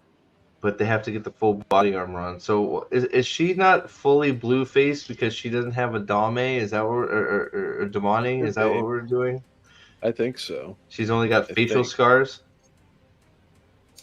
I'm going to put Transformer sound animation on. So that part. So they decided to spend CGI budget on that rather than all the other things they could have done. Like I'm just saying, it's just put collars on them for fuck's sake. Yes, on that as opposed to CGIing a heron on Matt's sword, which you don't see earlier in the episode. There you go. Yeah, right. Is this what you wanted to see, Trip? So she's It's not the leash is literally not part of the ADOM. It's just clip one on. It's just to demean them. A physical leash and a magical leash. Okay. It's just the physical leash is just to demean them. That's it. It's not part of the. That's why all the other the Sul'dams that have trained Damane don't have leashes. The leash is actually not part of the apparatus. It's just to. Yes. She's causing pain. Yes. Yeah. Apparently, she's making her channel that. Instead of causing her pain or something else, she's making her channel. Is that a tube or a weave? It's a weave. Looks like a tube. It's a weave. Are they? Maybe they're force feeding her shit. Yeah, it's a weave. I don't know why it's vibrating like a. Yeah. And then she puts the leash on her. So the leash isn't part of the ADOM.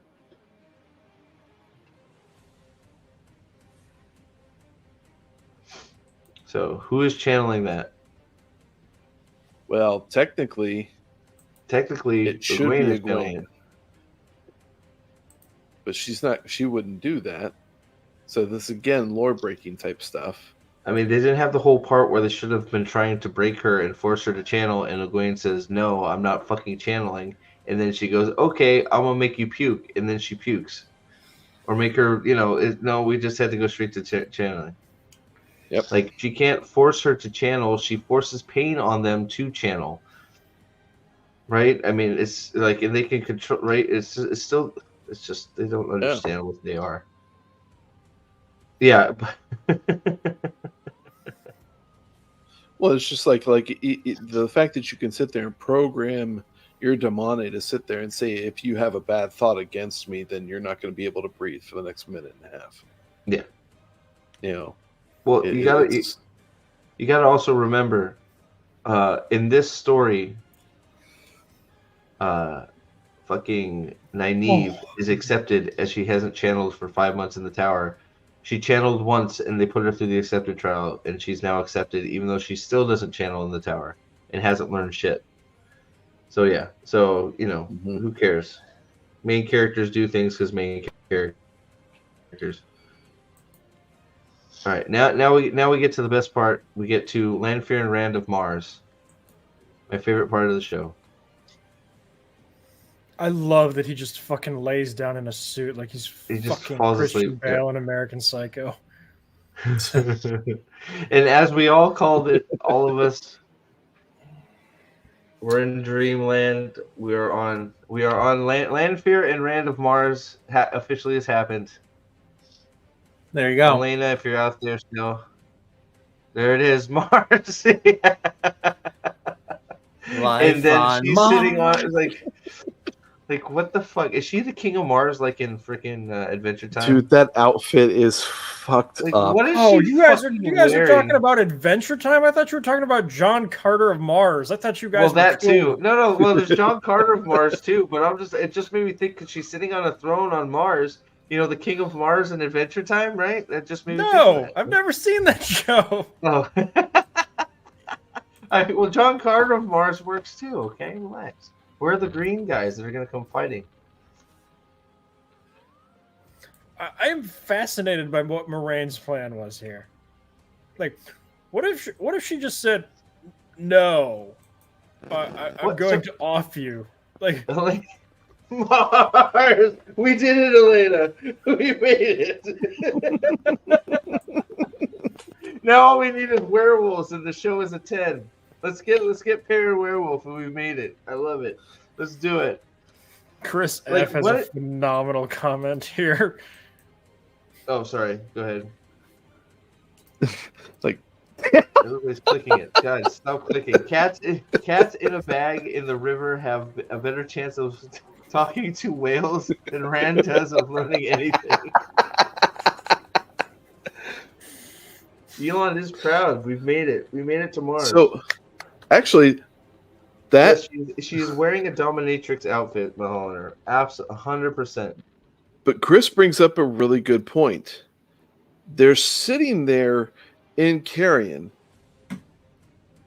Her last scene in Carrion, well, one of her last scenes in Carrion before this, was talking to Logain, telling him that he needed to train Rand. So why is Rand talking to Balthanos instead of at the fucking nut house getting trained by Logain, according to what the show is doing? Well, I mean, in his defense, apparently Logain is such a fucking nutbag that he doesn't know anything. But I cannot wait for this next episode to be them breaking Logain out of the nut house so that he can help them. They're running away. It's gonna be a caper, right? They're like dun dun dun. They're throwing ropes over the walls and shit, and Moraine's distracting the freaking the head of the sand. It's like, oh, come over here, look at me. This Arrow guy seems like he's been butt fucked. You should check it out. And Rand like, and then they go look at Rand, and it's like. Dun, dun, dun, dun, dun, like the fucking Seinfeld music's like, and Moraine's like, dude, that Rand, he's got to get his sex on every scene. Yeah, I was about to say that. Sorry, I was going to say, like, if that's how they were going to distract everybody, so Rand could get to Logain, you distract Rand immediately by saying, well, he gets butt fucked over here. And Rand would be like, who's Logain? I'm butt fucking. Yeah, I mean, like they also forget, Lanfear likes white. She is moons and stars, right? Like,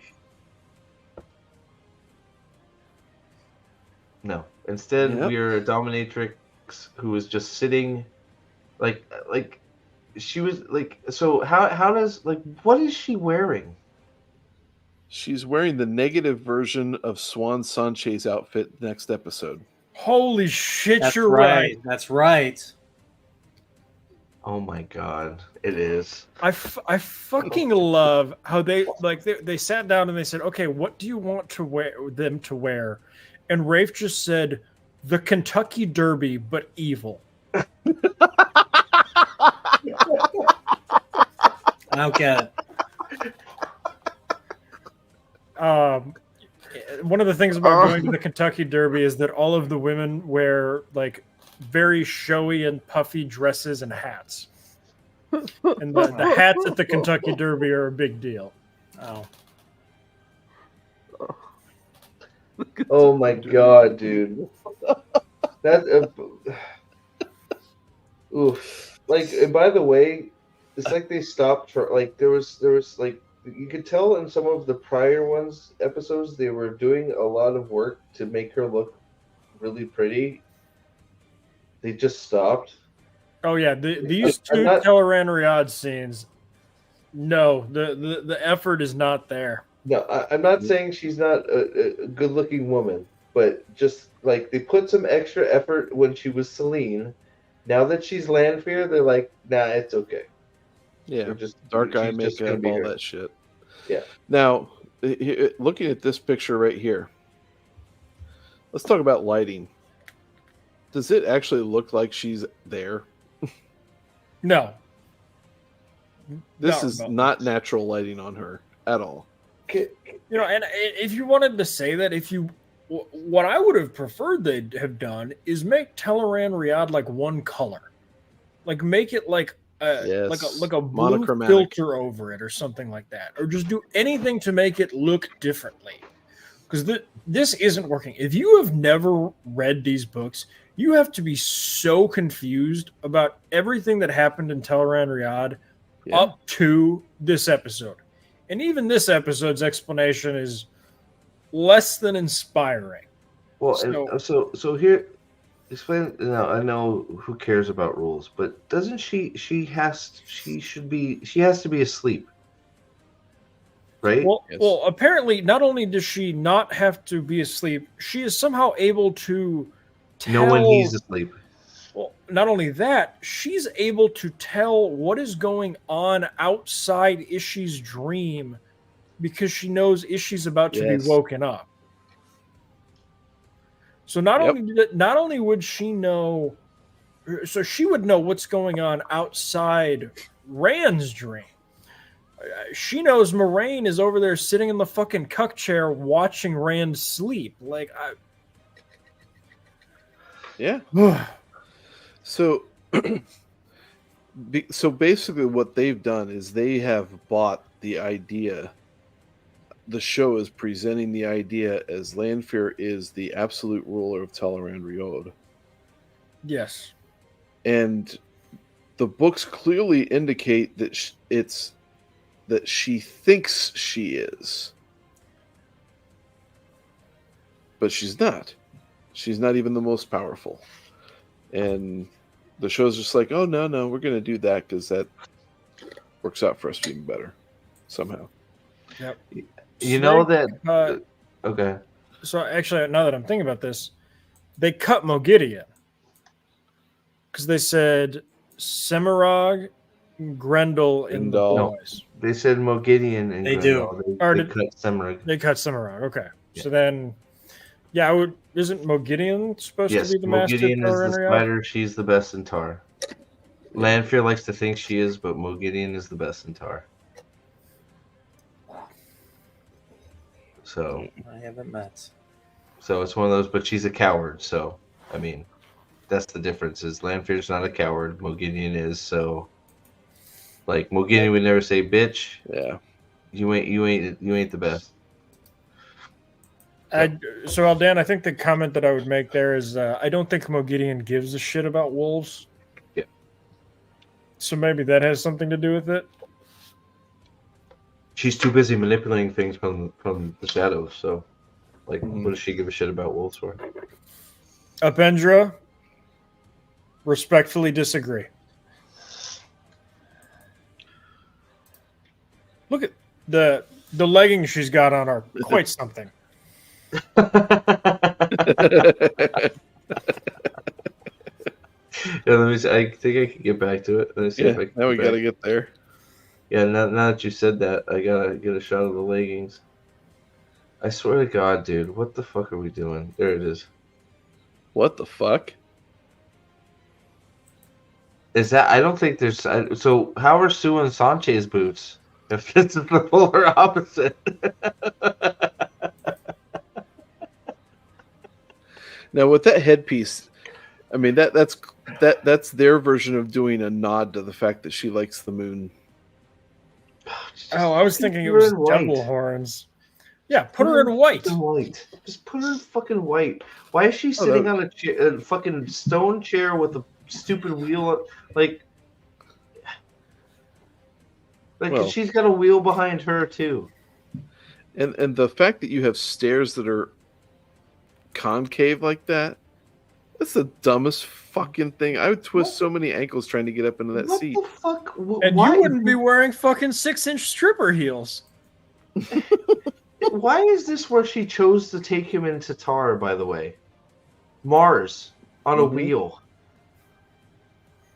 I'm pretty sure that's not where she'd take him, but I'm just...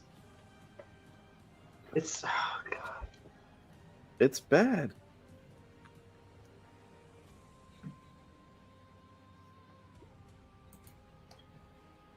I'm almost speechless at this. It's so bad.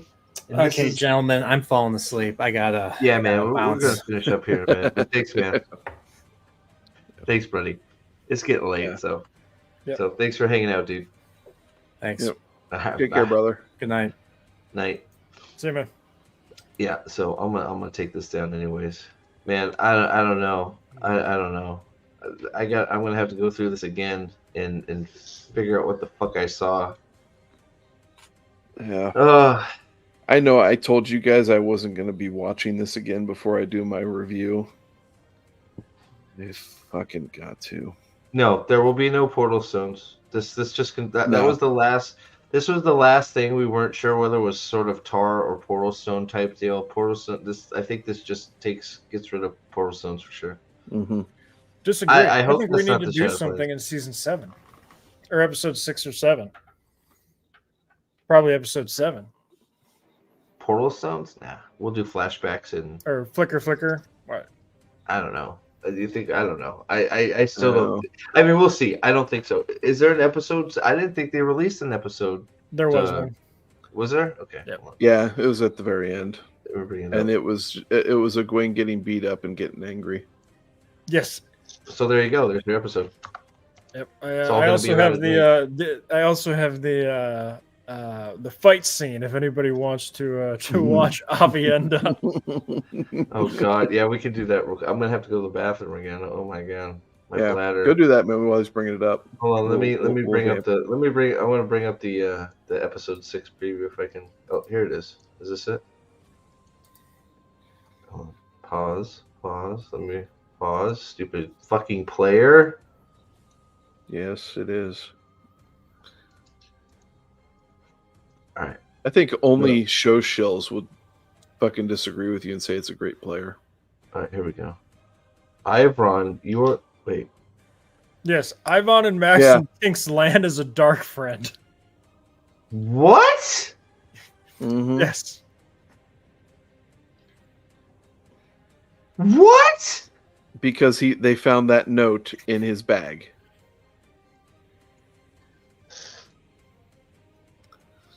Great detective Can you guys hear work. that? Can you hear it? Or? Yep. What? What? What is happening? What is happening? Can I get some what is happenings in the chat? What? Lan, the last king of Malkir, sworn to fight the shadow till he dies. Yes. He's a dark friend sworn to Lanfear. Yeah, because he believes in Moiraine. Well, when you got friends like this, who needs enemies, right, guys? I mean, yep. I guess the foursome's out. Oh well. That would make me turn to the dark. You shall not leave this place. You want to know the fucking? You know what? The only good thing about this is maybe Land will kill the both of them because he totally would. Fucking awesome. Dude. He would rip through them like fucking nothing. That would almost make up for a season and a half of him being a cucked piece of shit. Try it. Dude, cut his face off, please.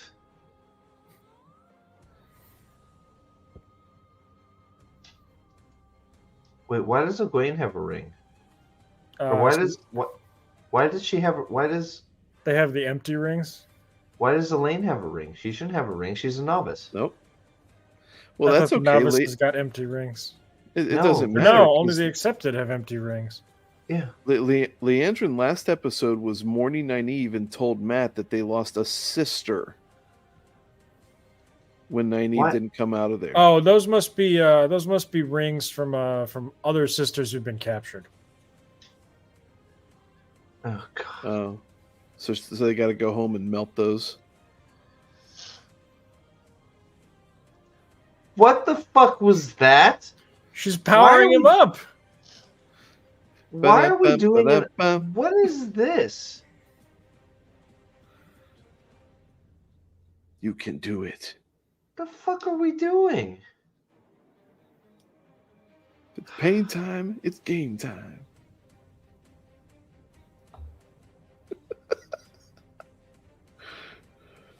So Egwene is locked in the kennels, and wait, Yeah, they're calling them the Ingtar kennels. Ingtar and Loyal are conspiring to free Egwene as well. They're just letting him walk around. Apparently. Why did they capture Ingtar, by the way? Why didn't they just kill Ingtar? They killed everybody else. Because he needs to be Where's Mesama? around. I have no idea where Mesama is. I'm assuming Mesama fought his way free and is currently going Rambo on That I could go for. That I could be down for that. I could be down for that. If you fear land, your land fear. There you go. Of Mars. Of Mars.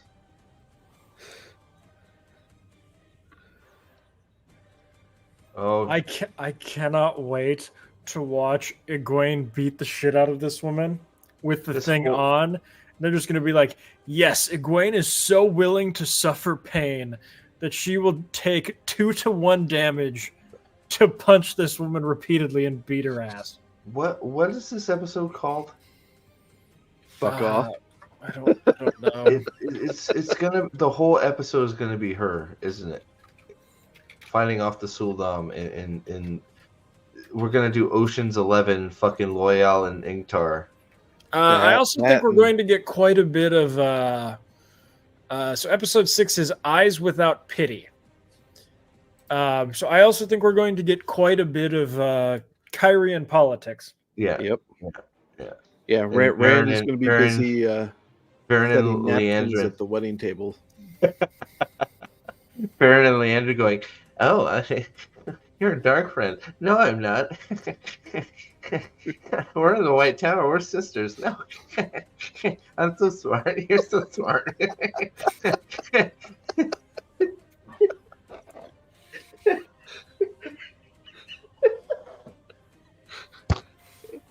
Improvements, well said.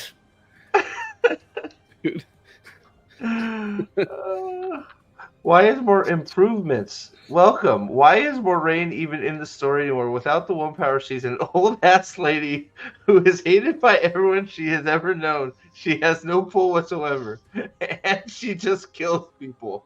She just gets people killed. And horses. But enough about Rosamund Pike. The character she portrays.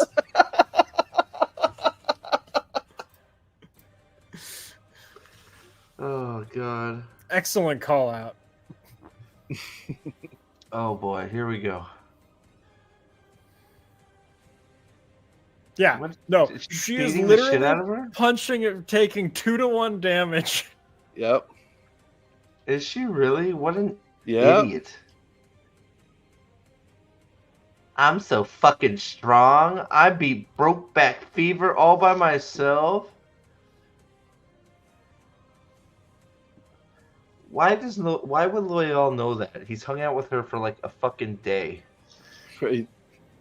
Or like, I'm trying to think. Because she's amazing. When did Loyal meet up with them? Brokeback Fever. At I the don't even know if at she the White fucking even Tower. knows her.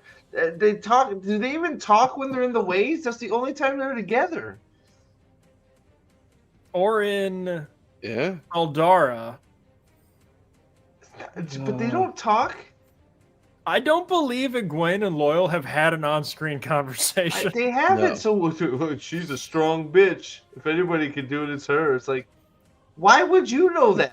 You haven't. You barely talked to Nynaeve. You barely talked to Egwene. I'm sure Matt didn't say any of that shit because he doesn't even fucking care that she cries. Matt don't give a shit about anybody. Did Perrin go all goo about? Maybe that's what it was. Well, Perrin just kept telling Loyal how amazing fucking Egwene is as they're traveling, not looking for the Horn of Elir. Oh my God. They lit a tree on fire at the end. Wow. That's it? Yeah, that was it. It's quite the preview. That was it. Yeah. Egwene beating herself up because nobody else can beat her up because she's too cool. And a flaming tree. And Lan is thought to be a dark friend. Oh, and Lan is a faggot. Oh, sorry, I shouldn't have said that. Damn. Oh, that's good. Sorry. Good thing that's at the end of the Spicy. stream. Sorry. I shouldn't have said that. I apologize. That was out of line.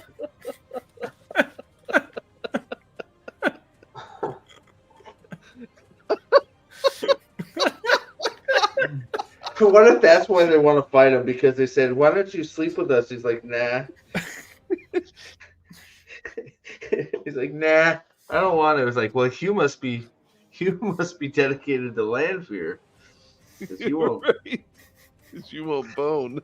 I'll be bone. back. I gotta go to the bathroom real quick. Are we gonna? You want to watch that quick before we call it? I'm gonna go to the bathroom real quick. I gotta run to the airport and pick somebody up. So Okay, so we could do that another time. tell you what, some point early this week, I feel like there's probably enough here for like a video. So if we wanted to do like a something or combine it with like a member stream or something, I think we've got quite the material here. Well, I've been doing the member thing. We'll talk. We'll figure it out, because we're all gonna have videos to probably Upenda. Like you're probably right. I'm so tired of it. Just stop. I don't care. Like I really don't. It's like, you want to be gay. I don't care. I really just be, if you fine, great, but stop just shoving it in my face. I don't. Just Yeah. I don't care. Like, great. Just Yeah. ugh. But yeah, we'll figure that out. We'll have to figure something out, because there's a ton. Yeah. Yeah, you're right, Sensei Matt. Yeah, there was nothing. Yeah, it's all just, it's so bad. So, but yeah, do you guys, before we roll, anything parting words? You go first, Alex. I feel like I say this about every episode, but this was somehow both the best and the worst episode we've watched so far. It's hard to figure it out, right? It's so confusing. Like they get close. Like there are more scenes this season where I'm like, you were 80% of the way there, but there are also more scenes where it makes me want to swear jihad. So I'm conflicted on where we're at this season. Yeah, agreed. Yeah. Agreed. Yeah. It's like, on the one end, it's great that we finally have an antagonist who's actually willing to state their intended purpose, but at the same time, the cost of everything else, is just on such display that it is so difficult to take this show seriously. I mean, you have to fucking strain every muscle in your body to a place where it can't recover from that strain to think that this show is any good. Yeah, and Yunan brings up one of the points that I'm having a huge problem with is we're cut next character, cut next character. It's like you're all over. It's like boom, boom, boom, boom, boom. It's like, and that's why it's like almost like at least like the scene with the Ishmael scene with Lanfear and the Rand and Moraine scene. They were terrible scenes, but at least they spent some time there. Like, I feel like the beginning of the episode was cut. It's like, Jesus Christ. Like, and then you have fight scenes where it's cut. And you're like, I can't see anything. Stop it. It's like, but yeah. So, I don't know. Probably, I don't know. It's one of those, I'm not the chancellor of what is good and what's bad. If they want to like it, I wish they would just be honest about it. That's all. And maybe they do like it, but for not Wheel of Time reasons, I don't know. But thank you all for being here. So definitely, there's going to be some. I'm sure there'll be videos from all of us. I'll do a members thing like we have been all previous weeks, early in the week. Who knows? Maybe even later this week. There's so much to talk about. So keep an eye out for that. If you're a member, if you want to talk about it live with us, myself and hopefully guests every once in a while, become a member, and you guys can hop in and talk to us about it, or just talk in chat. We're always talking. We're always trying to highlight the chats. You guys are awesome. You guys had a bunch of good chats today. I appreciate it all. I appreciate you guys all being here. Yeah, man, jeez. I don't know what else to say other than hang in there, and we will see y'all soon with covering some more of this, because, well, if we don't do it, nobody else is going to do it, right? So thanks for everybody. Thanks for Boreal Salty, and until next time, let's we'll go on some TLM, ProfitOfTheDragon.com, TLM merch. We'll see you later, guys. This stream is brought to you by, have you ever been misunderstood? A puppy in a rage monster's body? Well, we here at Trollocs Lives Matter believe there is a human inside all of us, and They were effectively genetically engineered war tools. TLM, because even Nightmare fuel. needs love too.